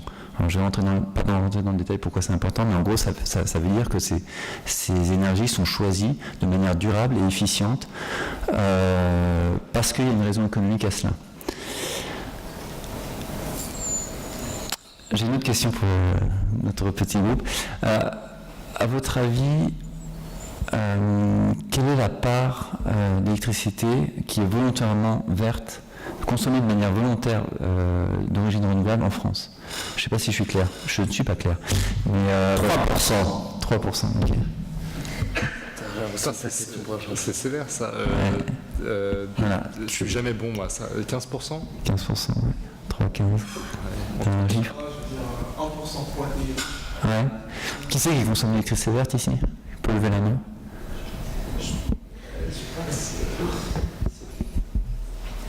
Je peux dire un truc par rapport à ça. Quand j'ai fait mon empreinte carbone ce matin, il y avait cette question-là. Ouais. Et il y avait une rubrique « Je sais pas ». Et j'ai mis « Je sais pas ». C'est une excellente réponse. C'est mon collègue qui fait les factures. Ouais, d'accord. Bon, voilà, on va dire qu'on est en dessous des 15% en tout cas dans la salle. En France, c'est 6%. En Europe, c'est 20%. La France, c'est 1/6 de la consommation européenne.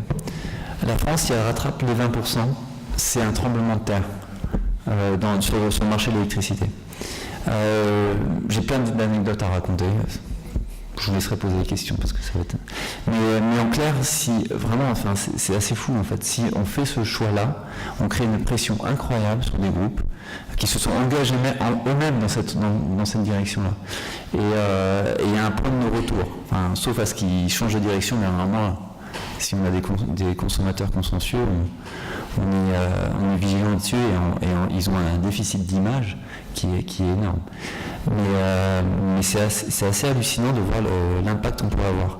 Moi, j'ai une entreprise commerciale, j'ai accès au marché, j'ai une partie qui est du trading, et on voit déjà des manipulations de marché parce que les grands groupes ont une pression importante parce qu'ils se sont engagés par rapport à fournir de l'électricité verte, par exemple.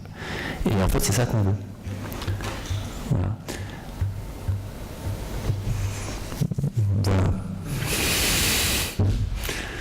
Super, merci pour votre intervention. On va procéder à la partie questions du coup. N'hésitez pas à même élargir les sujets un petit peu.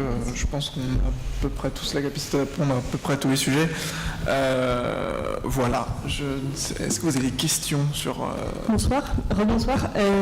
Vous nous posez la question de savoir qui d'entre nous dans la salle consomme de l'énergie verte, mais on est pour la plupart étudiants, donc c'est pas nous qui choisissons quel système d'énergie on va utiliser. Quels sont les points qu'on pourrait aborder par exemple avec les propriétaires de nos appartements pour les convertir à l'énergie verte, puisque ça coûte quand même plus cher que l'énergie normale. Alors, d'abord, effectivement, quand j'ai posé la question, j'ai réalisé moi-même que je vous faisais vraiment un traquenard, alors désolé.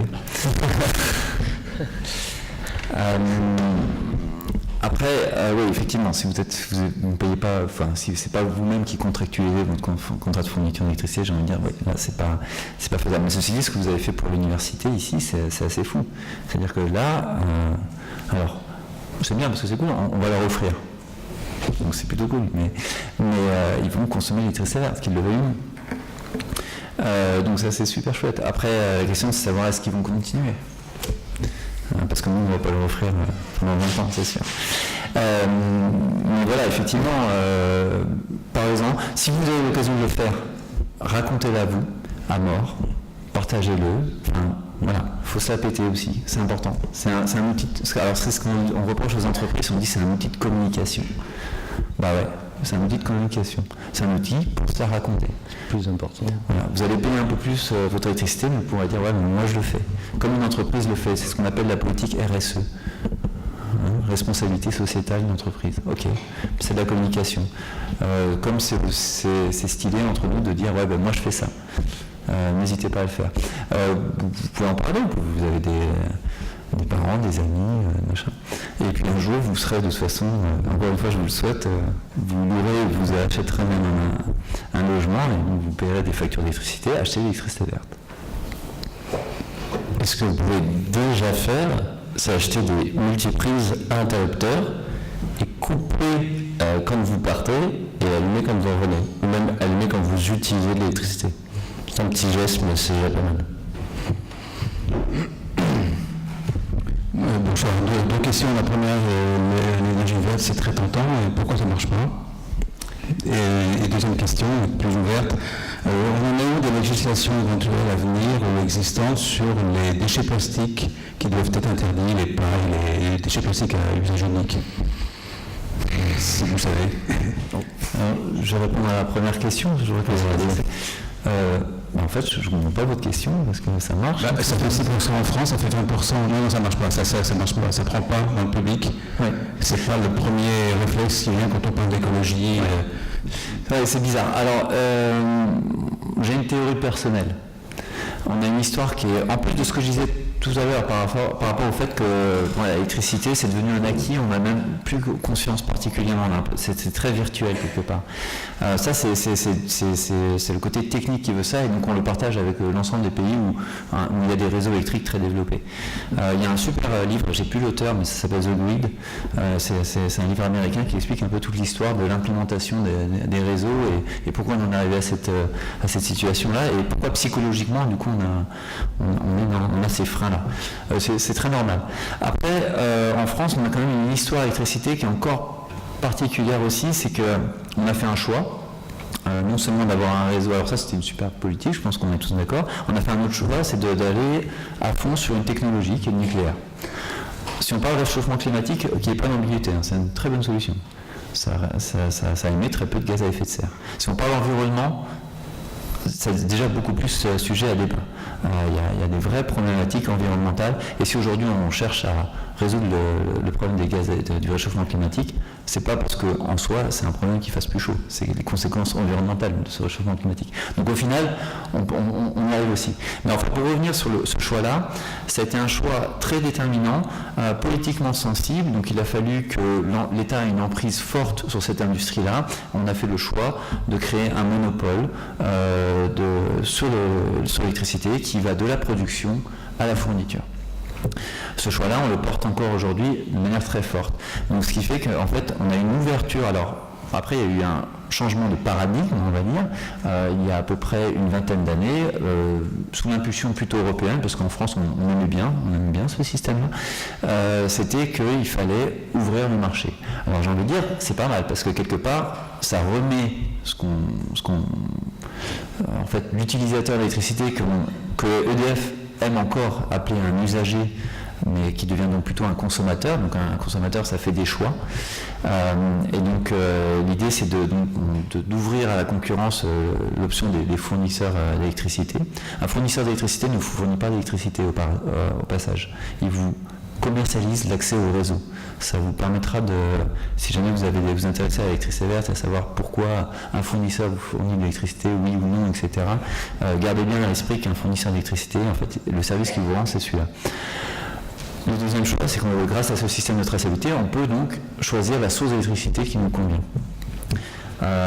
Donc, en fait, là, pour faire court, parce que par exemple j'étais un peu trop long, tout simplement, on a eu une ouverture du marché qui est beaucoup plus lente que dans les autres pays.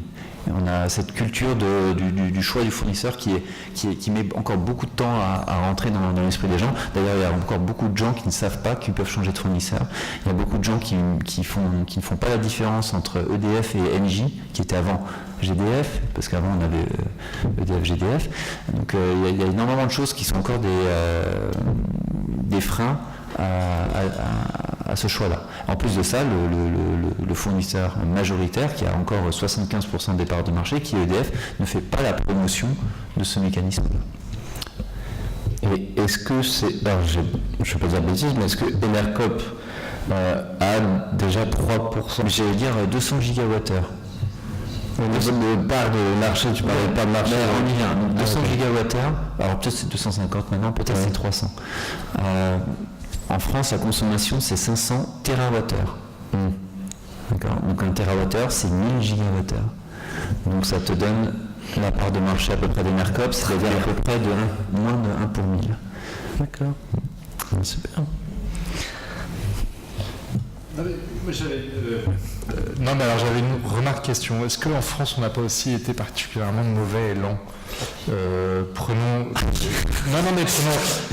par exemple sur le solaire. On avait des centres de recherche sur l'énergie solaire qui étaient très bons, et au final sur le solaire, aujourd'hui on a toujours, j'imagine, des centres de recherche très bons, mais en tout cas la production n'est pas faite en France. On n'a pas été à même d'installer une filière industrielle française du panneau solaire. Prenons l'éolien marin. Alors même si moi sur l'éolien marin en dur, j'ai beaucoup d'espoir pour le flottant, et donc j'espère que la France là pour le coup ne va pas louper le coche, puisqu'on est à peu près les seuls à développer cette technologie de l'éolien flottant avec les Japonais.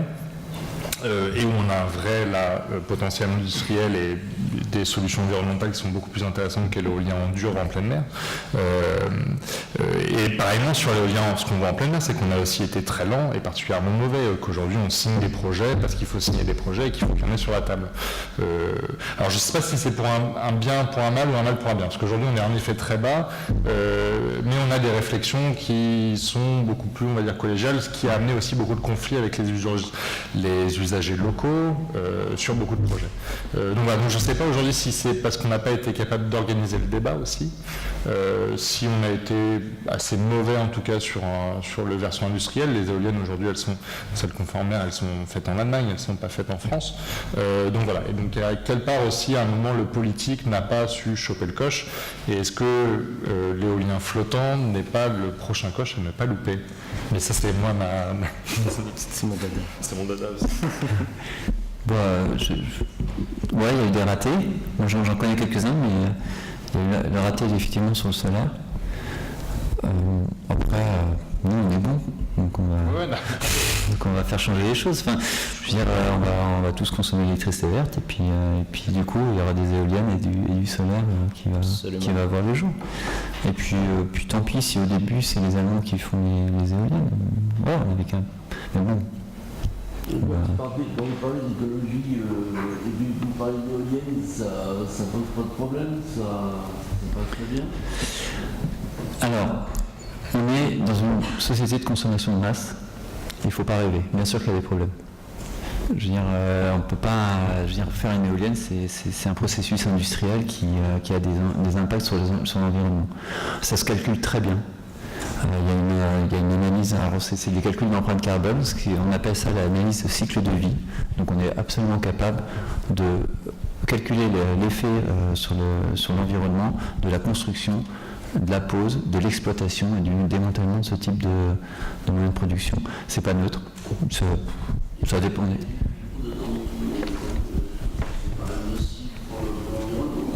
Il y en a plein, ouais. Il y a plein de choses nocives pour l'environnement.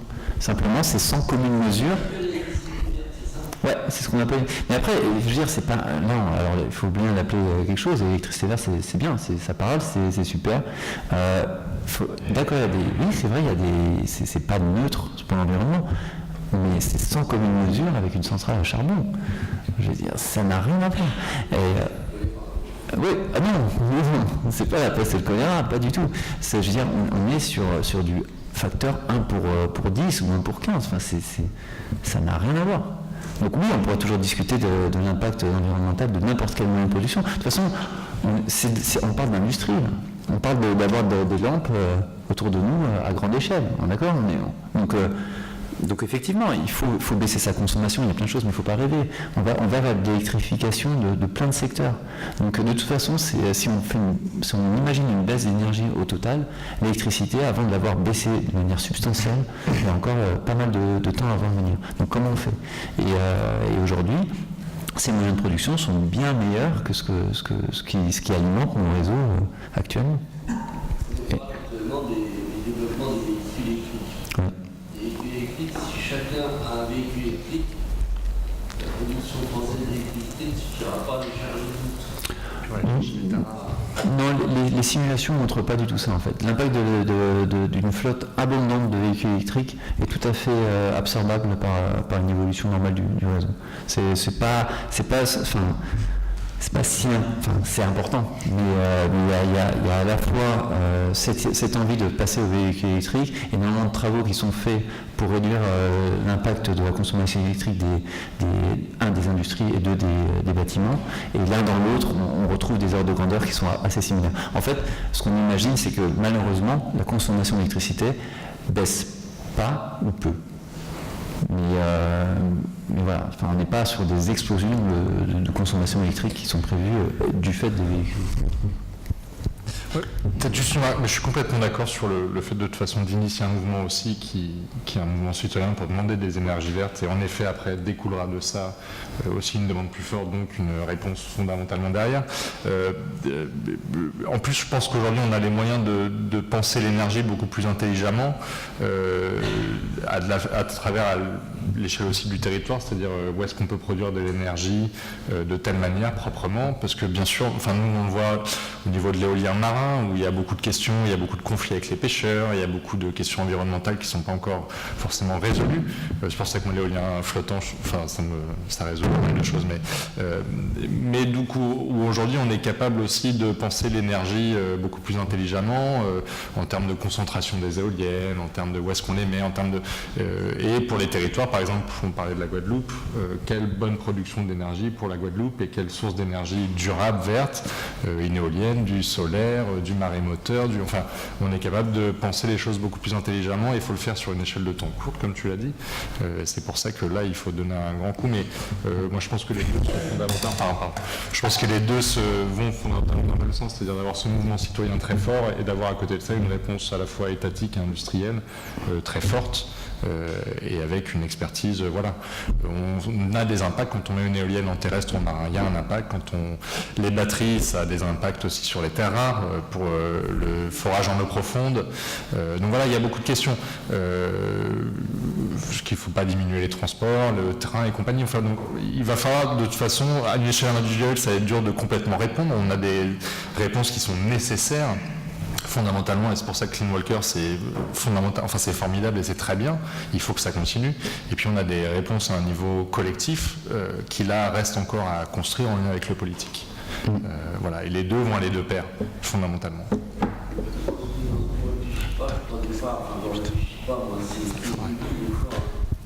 C'est par rapport à l'utilisation des déchets, par rapport, je parle des batteries de véhicules électriques.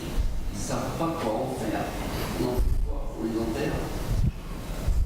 On consomme moins d'électricité, on arrive à utiliser l'électricité pour faire rouler les véhicules, c'est propre. Il faut du lithium pour faire les batteries, je crois que je pas. Donc, dans les pays, mais aussi, quand on a utilisé la batterie, Dans tous les cas, aujourd'hui, on sait que, comme tu disais tout à l'heure, on est sur une consommation de masse, donc dans tous les cas, forcément, il y aura un impact. Sauf qu'aujourd'hui, on a des avancées sur ces technologies-là qui sont assez importantes. Et comme disait la dernière fois Nicolas Hulot à l'émission politique la semaine dernière, il faut y aller à 200% dans ces énergies-là. Parce qu'on sait dire aujourd'hui, comme tu as dit tout à l'heure, qu'il y a certes un impact, mais il est je ne sais pas combien de fois moindre que le charbon qu'on utilise encore aujourd'hui, où on voit dans certaines régions où des usines de charbon sont encore en train de s'étendre sur des kilomètres carrés, et c'est un non-sens total. On sait mesurer, je pense, et t'en parleras mieux que moi, c'est sûr, des quelques impacts que l'énergie verte peut avoir aujourd'hui, mais je pense que la plupart, on sait déjà les mesurer, et je pense qu'on n'a pas tous les moyens encore qu'on pourrait mettre au niveau politique pour que cette énergie, on puisse mettre tout le savoir scientifique là-dedans et tout le financement là-dedans. Ce qu'on sait juste, et ce qui est le plus important, c'est que c'est mieux. C'est que c'est mieux, et tu parles d'un temps court, on est sur une urgence telle qu'on est obligé d'aller vers le mieux. C'est peut-être pas le meilleur, mais le meilleur on l'a pas pour l'instant. Toutes les technologies à l'hydrogène pour les voitures, etc., c'est des technologies qui sont pas encore assez avancées. On ne peut pas aller à fond là-dedans. Donc allons dans celles qu'on connaît un petit peu déjà, allons-y à fond. Nous, on a le pouvoir de dire on veut cette énergie-là, foutez l'argent là-dedans. Et c'est le principal. Essayons de bien développer celle-ci, de calculer le plus rapidement possible les impacts. On ne peut pas dire non à cette énergie parce qu'elle a déjà des impacts, alors qu'on ne met pas tous les moyens possibles pour se dire ah c'est peut-être mieux en fait, donc il faut y aller à fond. Je pense que, je sais pas, enchaîne. Je pense que c'est un peu ça l'idée principale, quoi. Je suis d'accord avec vous, il n'y a aucun problème là-dessus, mais je ne dis pas, c'est pas un esprit polémique du tout, mais quand même, je veux dire, par rapport à ça, est-ce qu'on a pensé à réfléchir à l'après, mais peut-être, comme dit Benjamin, au moment où on n'est pas à penser à l'après, au moment où on a tout de suite, pas comment on peut faire moins. Oui, je suis d'accord avec vous tout à fait, c'est un problème. Mais ça rejoint la question du plastique, du coup. ça je peux répondre à la deuxième question. Transition incroyable, ça va être. Il fait des transitions. Non, mais ça rejoint. Je pense qu'on peut déjà penser à l'après. Mais j'arrive pas à se faire en plastique. On peut déjà penser à l'après. Et c'est une question notamment sur les batteries, vous avez raison. Il faut lancer déjà toute la recherche sur des batteries dont on sait qu'elles ne vont pas utiliser des terres rares, dont on sait qu'elles vont être facilement recyclables, etc. Et ça doit arriver très vite. Donc tout à fait. Et ça n'empêche pas de déjà penser les voitures électriques avec des batteries en se disant qu'on changera la batterie et compagnie. Donc il y a des choses à faire dans des temps très courts où il faut lancer en effet des grosses pistes et à la fois lutter contre ce qu'on a actuellement. Et c'est exactement le problème du plastique, même si pour le plastique, pour le coup, au niveau politique, on pourrait faire beaucoup mieux. C'est-à-dire qu'on a une échelle individuelle qui est fondamentale, une échelle d'ailleurs individuelle qui doit aller vers du collectif pour de la prise de conscience, et ce que fait Sébastien qui est formidable. Et où on a aussi une échelle politique qui commence à choper le truc parce que le plastique c'est un peu sexy. On en entend beaucoup parler, donc les politiques ont assez peu de mal à s'engager pour faire interdire les pailles et les touillettes. C'est pas avec ça qu'on va changer le monde. Je trouve ça bien, c'est des premiers pas, mais ça m'énerve toujours un peu la communication politique qui est faite autour, genre on a interdit les pailles et les touillettes. Ça va faire avancer quelque chose.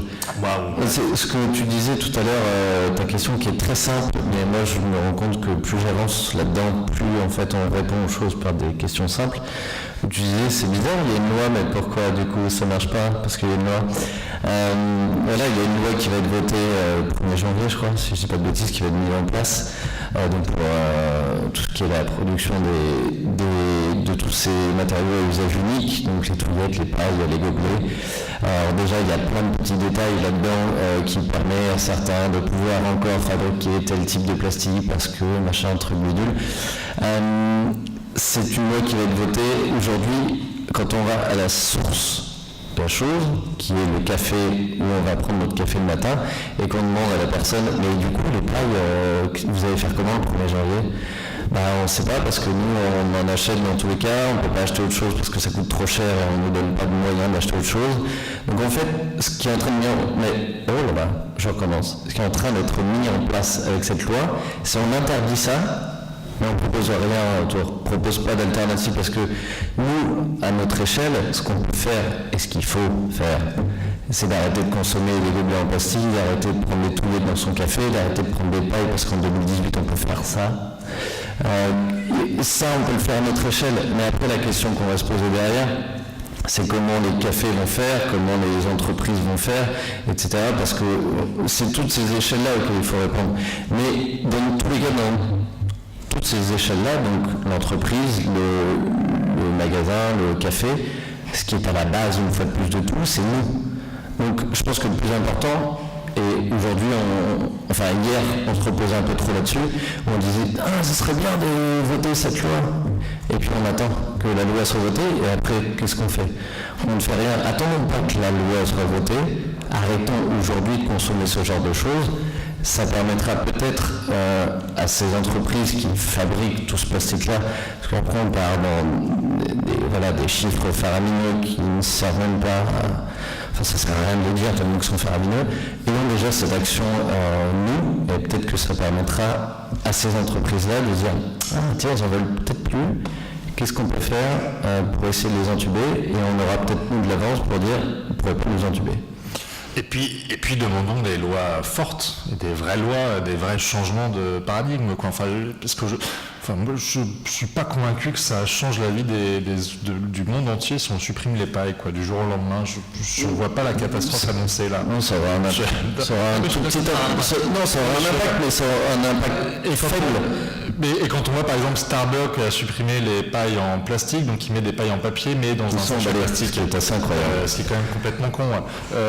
Et qui ont des gobelets qui ne se recyclent pas du tout. Et vraiment, McDo c'est pareil. Donc aujourd'hui, je pense qu'il y a aussi... Et aujourd'hui, c'est un peu une décision, c'est un peu une question, c'est comment on organise cette transition. Et ça, c'est un peu un débat qui traverse l'ensemble des courants politiques, tout le monde. Je veux dire, c'est un peu quelle échelle de transition est acceptable ou n'est plus acceptable. Moi, je suis plutôt de l'école, il faut des changements forts, radicaux, assez rapidement, très vite. On va me dire, mais ça va avoir des impacts économiques. Hein. Bon, en attendant, le changement climatique va avoir des impacts économiques désastreux, on ne les voit pas encore, on les aura dans 10 ans, 15 ans, 20 ans. L'équation, si on la fait à court terme, à long terme, voilà, ça change le truc. Donc, moi, je suis plutôt pour du radical, très vite, très fort et tapé. Après, c'est pas toujours, enfin voilà, ça ne remporte pas un succès fondamental, mais pour moi, ça traduit quand même une question que tout le monde doit se poser, c'est quelle échelle de transition et quel niveau de transition on peut accepter individuellement, et moi individuellement je suis prêt à aller très loin, mais collectivement aussi. Voilà. Et donc ça c'est vraiment une des questions qui traversent en ce moment, et ça rejoint aussi la programmation de l'énergie par exemple.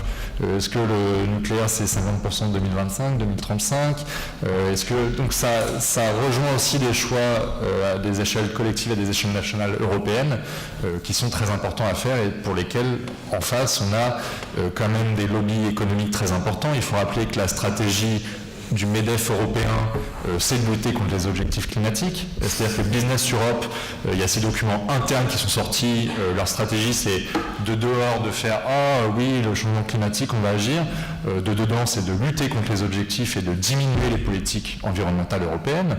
Donc, et les budgets, donc à un moment pour moi il va falloir taper fort, mais c'est ma conception personnelle. Par rapport à ça d'ailleurs, pour reprendre l'aspect loi, décision politique, etc., on peut se rendre compte aussi, c'est pas un détail du tout, on peut se rendre compte que tous les pays qui ont pris un engagement climatique au niveau des changements climatiques, aucun des pays n'a tenu son engagement depuis un an. Donc je reviens et tu parles de cette idée comment organiser cette transition. Moi, je vais prêcher un peu pour ma paroisse. Je pense que cette transition, elle va passer par le local, par l'associatif, par même nos mairies, nos villes et par nous surtout. Voilà, il y avait un grand penseur qui s'appelait Coluche et qui disait, par rapport aux lois, mais par rapport au vote, là pour le coup, il disait si vous votez, ça changeait quelque chose, ça ferait longtemps que ça serait interdit. Je ne suis pas pro là-dessus, mais je trouve que c'est pas mal pensé quand même. Parce que l'idée, c'est pas de dire que les lois c'est nul, au contraire c'est très important, et heureusement qu'on en a plein, et il faudrait en savoir plus. C'est de ne pas attendre que seules les lois aient un impact. Il faut que nous aussi, parce qu'à la base, il faut quand même se dire que c'est nous qui votons les lois, que nous, on a un impact de base. Et l'impact de base, il va passer par revenir à du local pour tout, pour notre consommation, pour des décisions avec nos mairies. Vous, pour la plupart qui êtes étudiants, et comme je disais tout à l'heure, qui allez faire la ville de demain, c'est important d'avoir ces idées-là, que nos mairies, on peut les faire bouger, leur mettre des coups de pied aux fesses, parce qu'ils ont les moyens, ils ont la possibilité de faire qu'on peut mettre en place des choses à notre région. Et si déjà on met petit à petit dans chaque région des choses en place, pour tout, pour l'énergie, pour la consommation, pour autres, forcément que le pays et l'Europe va se dire merde, putain, ils se bougent en fait quoi. Ils font chier, ils font des trucs. Et eux aussi vont être obligés de bouger. Ils vont pas être obligés juste de dire bah tiens, on vote une loi, on attend 5 ans, et puis dans 5 ans ils ont oublié, du coup on en vote une pendant 5 ans. Prenons les choses en main, faisons des choses, et on sera en plus beaucoup plus content de faire les choses. Et par exemple, tu parlais tout à l'heure, les ateliers que vous allez faire cette semaine, il n'y a rien de plus kiffant que de faire son dentifrice. C'est un détail con, hein. Mais le matin, tu fais ton dentifrice toi-même, tu te brosses les dents, tu fais putain, j'ai fait mon dentifrice quoi. Non mais c'est un détail con, mais ça te permet de prendre conscience sur plein de choses. Et après tu te dis putain, je vais aller faire mes courses moi-même et en fait je vais faire ma propre bouffe. Et après, je vais choisir ma propre électricité, c'est moi, je sais d'où elle va venir. Et après, c'est plein d'autres choses. Prenons conscience du premier petit degré, de la petite goutte, et après, on peut faire des vagues de fou, quoi. je me tais après. J'ai une question pour Benjamin Carbonnet, justement. Je ne sais pas si vous avez vu sur France 2 en septembre l'émission Cache Investigation, Absolument. Qui a démontré sur le plastique, qui a montré que les grands lobbies et les grandes multinationales, comme par exemple Coca-Cola, misaient justement sur la stratégie de montrer du doigt le consommateur et de sensibiliser le consommateur sur toutes ces consommations de plastique, pour ne pas qu'eux aient à faire des efforts et à changer eux-mêmes et à investir eux-mêmes. Donc comment vous réagissez face à cette information et comment on fait finalement pour à la fois sensibiliser le citoyen sans pour rentrer dans ce piège qui serait de se désintéresser totalement des grands industriels qui polluent? Vaste bordel là. Alors déjà il ne faut pas confondre, je pense, selon moi les mots sont très importants. Et il ne faut pas confondre responsable comme tu l'expliques, Coca prenait au niveau de ses clients et de ses consommateurs qui sont responsables de cette consommation et de cette fabrication plastique qui est des chiffres une fois de plus faramineux qui ne servent à rien de t'exprimer, et acteur. Je pense que tu peux être acteur à ton échelle, de te dire aujourd'hui je décide de ne plus donner d'argent à cette société en n'achetant plus la boisson et surtout le plastique qu'ils me donnent. Ça, tu peux le faire à ton échelle. Après, c'est comme, je disais tout à l'heure, quand je parle des degrés de conscience, si on doit mettre un peu des échelons, là on parle du degré 1 où tu te dis ok, j'arrête de consommer ça. Et moi je peux communiquer à travers le mouvement par exemple sur ces degrés-là. Autour, il y a d'autres personnes qui se chargent, entre guillemets, d'aller frapper à la porte de Coca et dire hey les gars, vous faites de la merde, on le voit, donc on va faire des choses, on va vous emmener devant la justice et vous faire changer, vous faire payer ce genre de choses. Donc voilà, je pense qu'à chaque degré il y a des gens qui agissent. Moi je suis pour l'idée du mouvement Colibri où chacun peut faire sa part. Donc aujourd'hui, je n'ai pas les moyens, personnellement et avec le mouvement, d'aller chez Coca et de lui dire « Hey, vous faites la merde, remboursez-nous ». J'ai le moyen de ne pas consommer ce qu'ils font. Donc déjà, je fais ça. Et puis après, si demain, je vois qu'il y a un tel ou un tel qui a les moyens de dire « Je vais emmener Coca devant la justice et on va leur montrer par telle et telle chose que ce qu'ils font, c'est mal », et ben je le soutiendrai. Mais voilà, après, que dire de ça oui, c'est aujourd'hui quelques sociétés qui ont un pouvoir et une puissance folle. Mais voilà, comme disait un grand penseur qui s'appelle Coluche, j'adore, il disait voilà, pour faire réfléchir ceux qui sont en haut, il faut remuer la merde qui est en bas, comme ça ils vont sentir que ça pue. Et faisons ça, bougeons-nous en bas, et puis à un moment donné, ils vont le sentir vraiment. Je pense, j'espère. Bonsoir. Alors justement, vous parliez de prise de conscience. Moi, justement, j'ai mené des actions en milieu rural par rapport à ça auprès d'adolescents et de jeunes adultes. Et donc, j'ai pu constater directement en fait, sur le terrain le fait que on n'est pas informé, ou très peu. Et je me posais la question de justement comment on le voit par le biais des réseaux sociaux, qu'on sensibilise les consommateurs, pour qu'ils deviennent des consommateurs. Mais le problème, c'est comment aujourd'hui on leur donne la conscience, mais comment les pousser, c'est un peu le gros mot, mais comment les pousser à justement agir, parce que moi je suis dans une démarche de zéro déchet depuis 2 ans, donc je le communique un petit peu autour de moi, et je me rends compte, et j'ai un argument qui revient mais très régulièrement, que ce soit dans le milieu familial ou même dans tous les milieux, c'est non mais tu comprends, j'ai pas le temps. Comment faire comprendre aux gens, en fait, comment leur faire prendre conscience, cette conscience qu'en fait, c'est pas si compliqué que ça. Parce qu'on a beau même leur montrer des petites actions toutes simples à faire, comme le mouvement est prêt, et par exemple l'application qui a été mise en marche par WWF. Absolument. Et justement, je me pose cette question, comment mettre ce petit coup de pied aux fesses pour pousser les gens à agir. C'est ce que je me suis demandé, parce que justement... J'ai fait visiter à des élèves, par exemple, une usine de retraitement des déchets. Ouais. Et déjà, on se rend compte de la gestion des déchets désastreuse en France. Mais comment, justement, on sensibilise des jeunes qui sont très demandeurs et qui sont, justement, je pense, qui ressentent, qui ont cette sensibilité-là, mais pour qu'ils puissent la communiquer à leur entourage Déjà, on parle de quelque chose du coup très personnel. Ouais. On parle de son ouverture à soi, donc on peut partir sur plein d'autres sujets, la conscience, l'éveil, se connaître soi-même, etc., savoir ce qu'on attend de soi. Et c'est très difficile d'estimer, de se dire, de voir une personne qui n'est pas consciente de tout ça et de lui dire hey mec, réveille-toi, regarde tout ce qu'il y a, réveille-toi.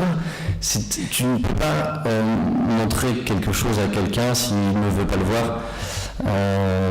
Voilà, c'est une des bases du travail de conscience, etc. Il y a ce point-là. Après, à l'opposé, je pense qu'aujourd'hui, il y a quelque chose d'incroyable et d'horrible à la fois, mais ça, c'est ça.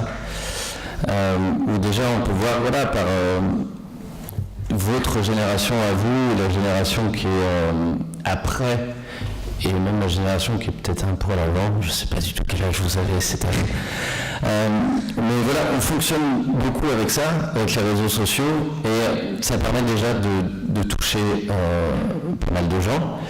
Ça permet, je pense et je l'espère, par la façon dont on communique les choses, de toucher les gens avec le plus de bienveillance possible et de simplicité, parce que comme tu le dis, le but n'est pas, et comme je vous disais tout à l'heure en exemple, le but n'est pas de montrer et dire t'es un connard, t'es une connasse, tu me bois de l'eau dans une bouteille en plastique, c'est pas bien ce que tu fais, c'est pas du tout le but. Le but c'est juste de dire tiens regarde, par ça, ça et ça, c'est pas bien, tu fais comme tu veux.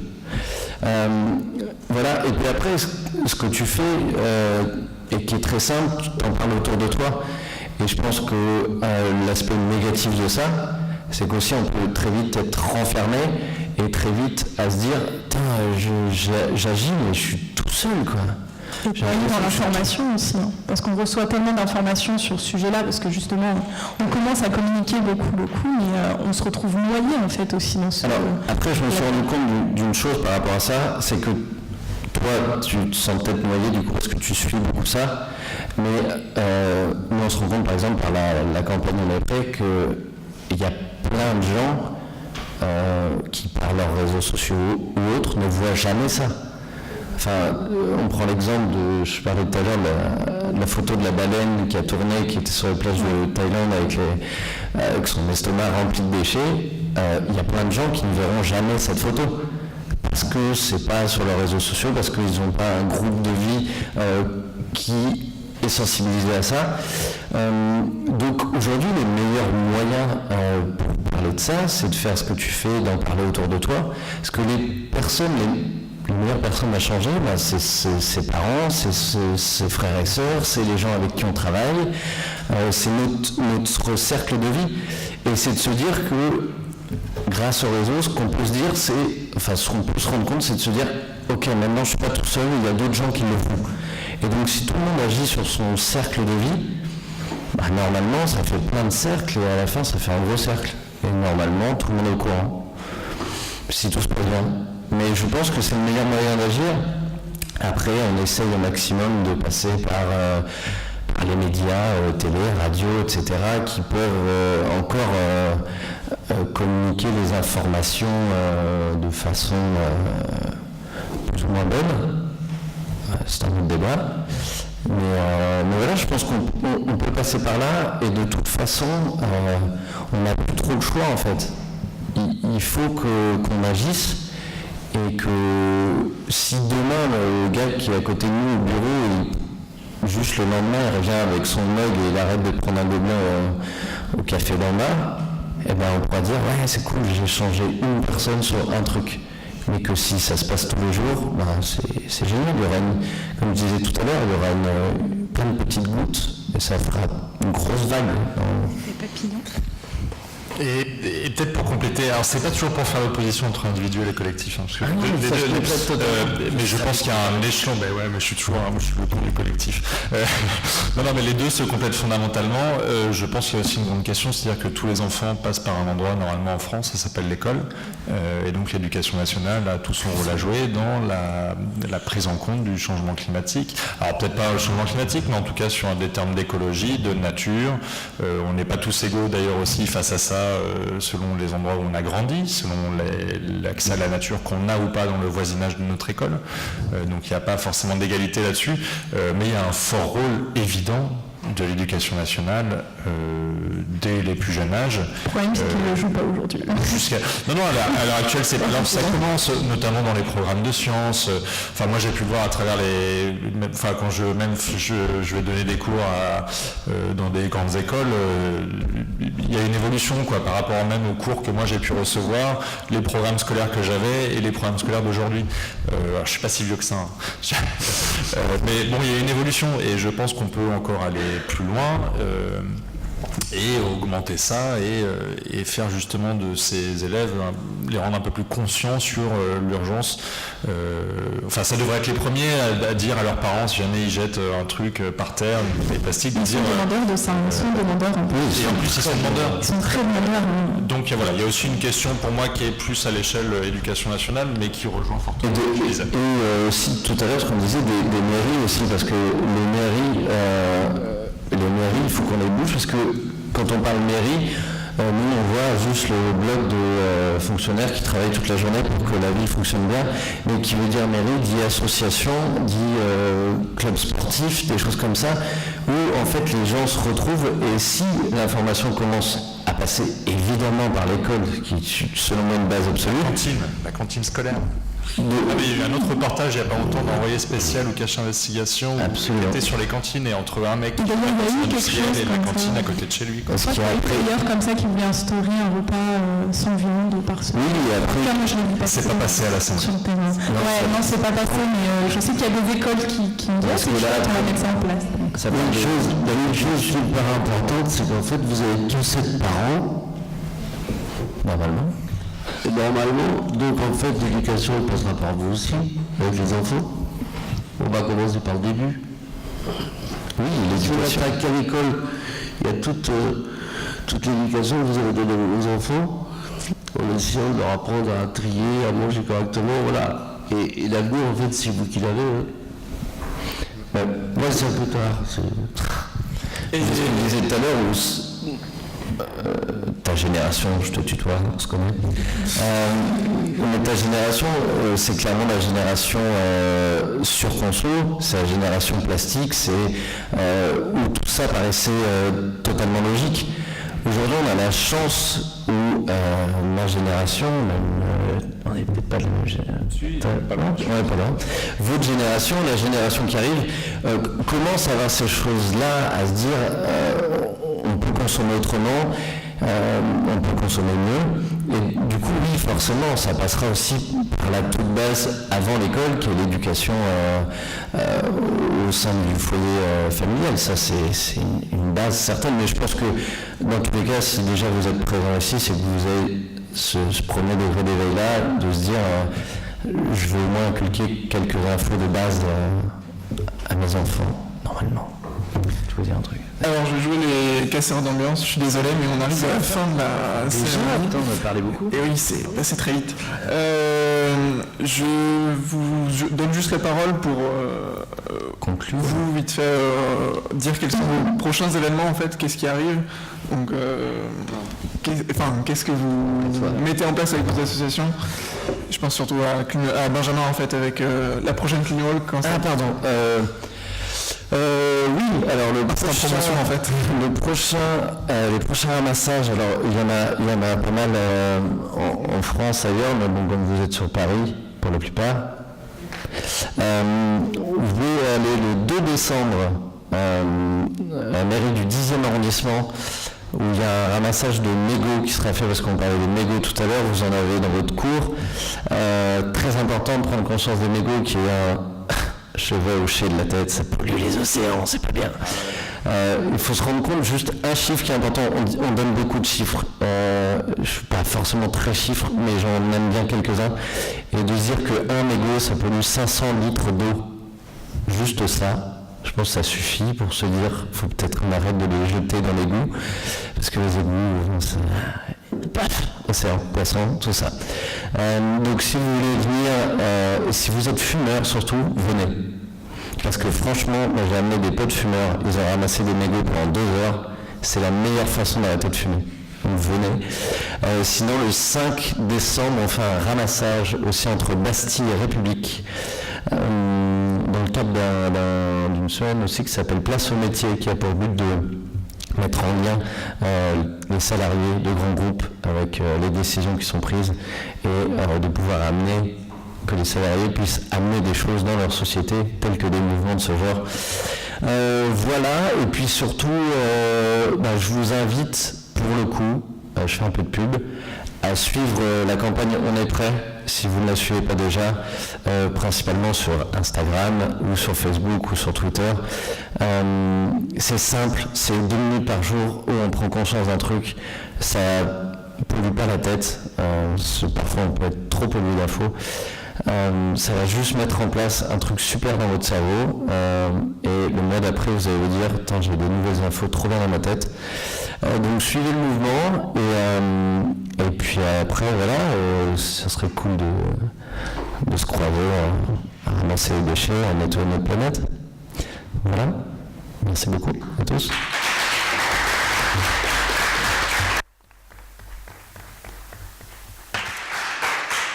Voilà, merci à tous d'être venus, merci à nos intervenants d'avoir pu participer.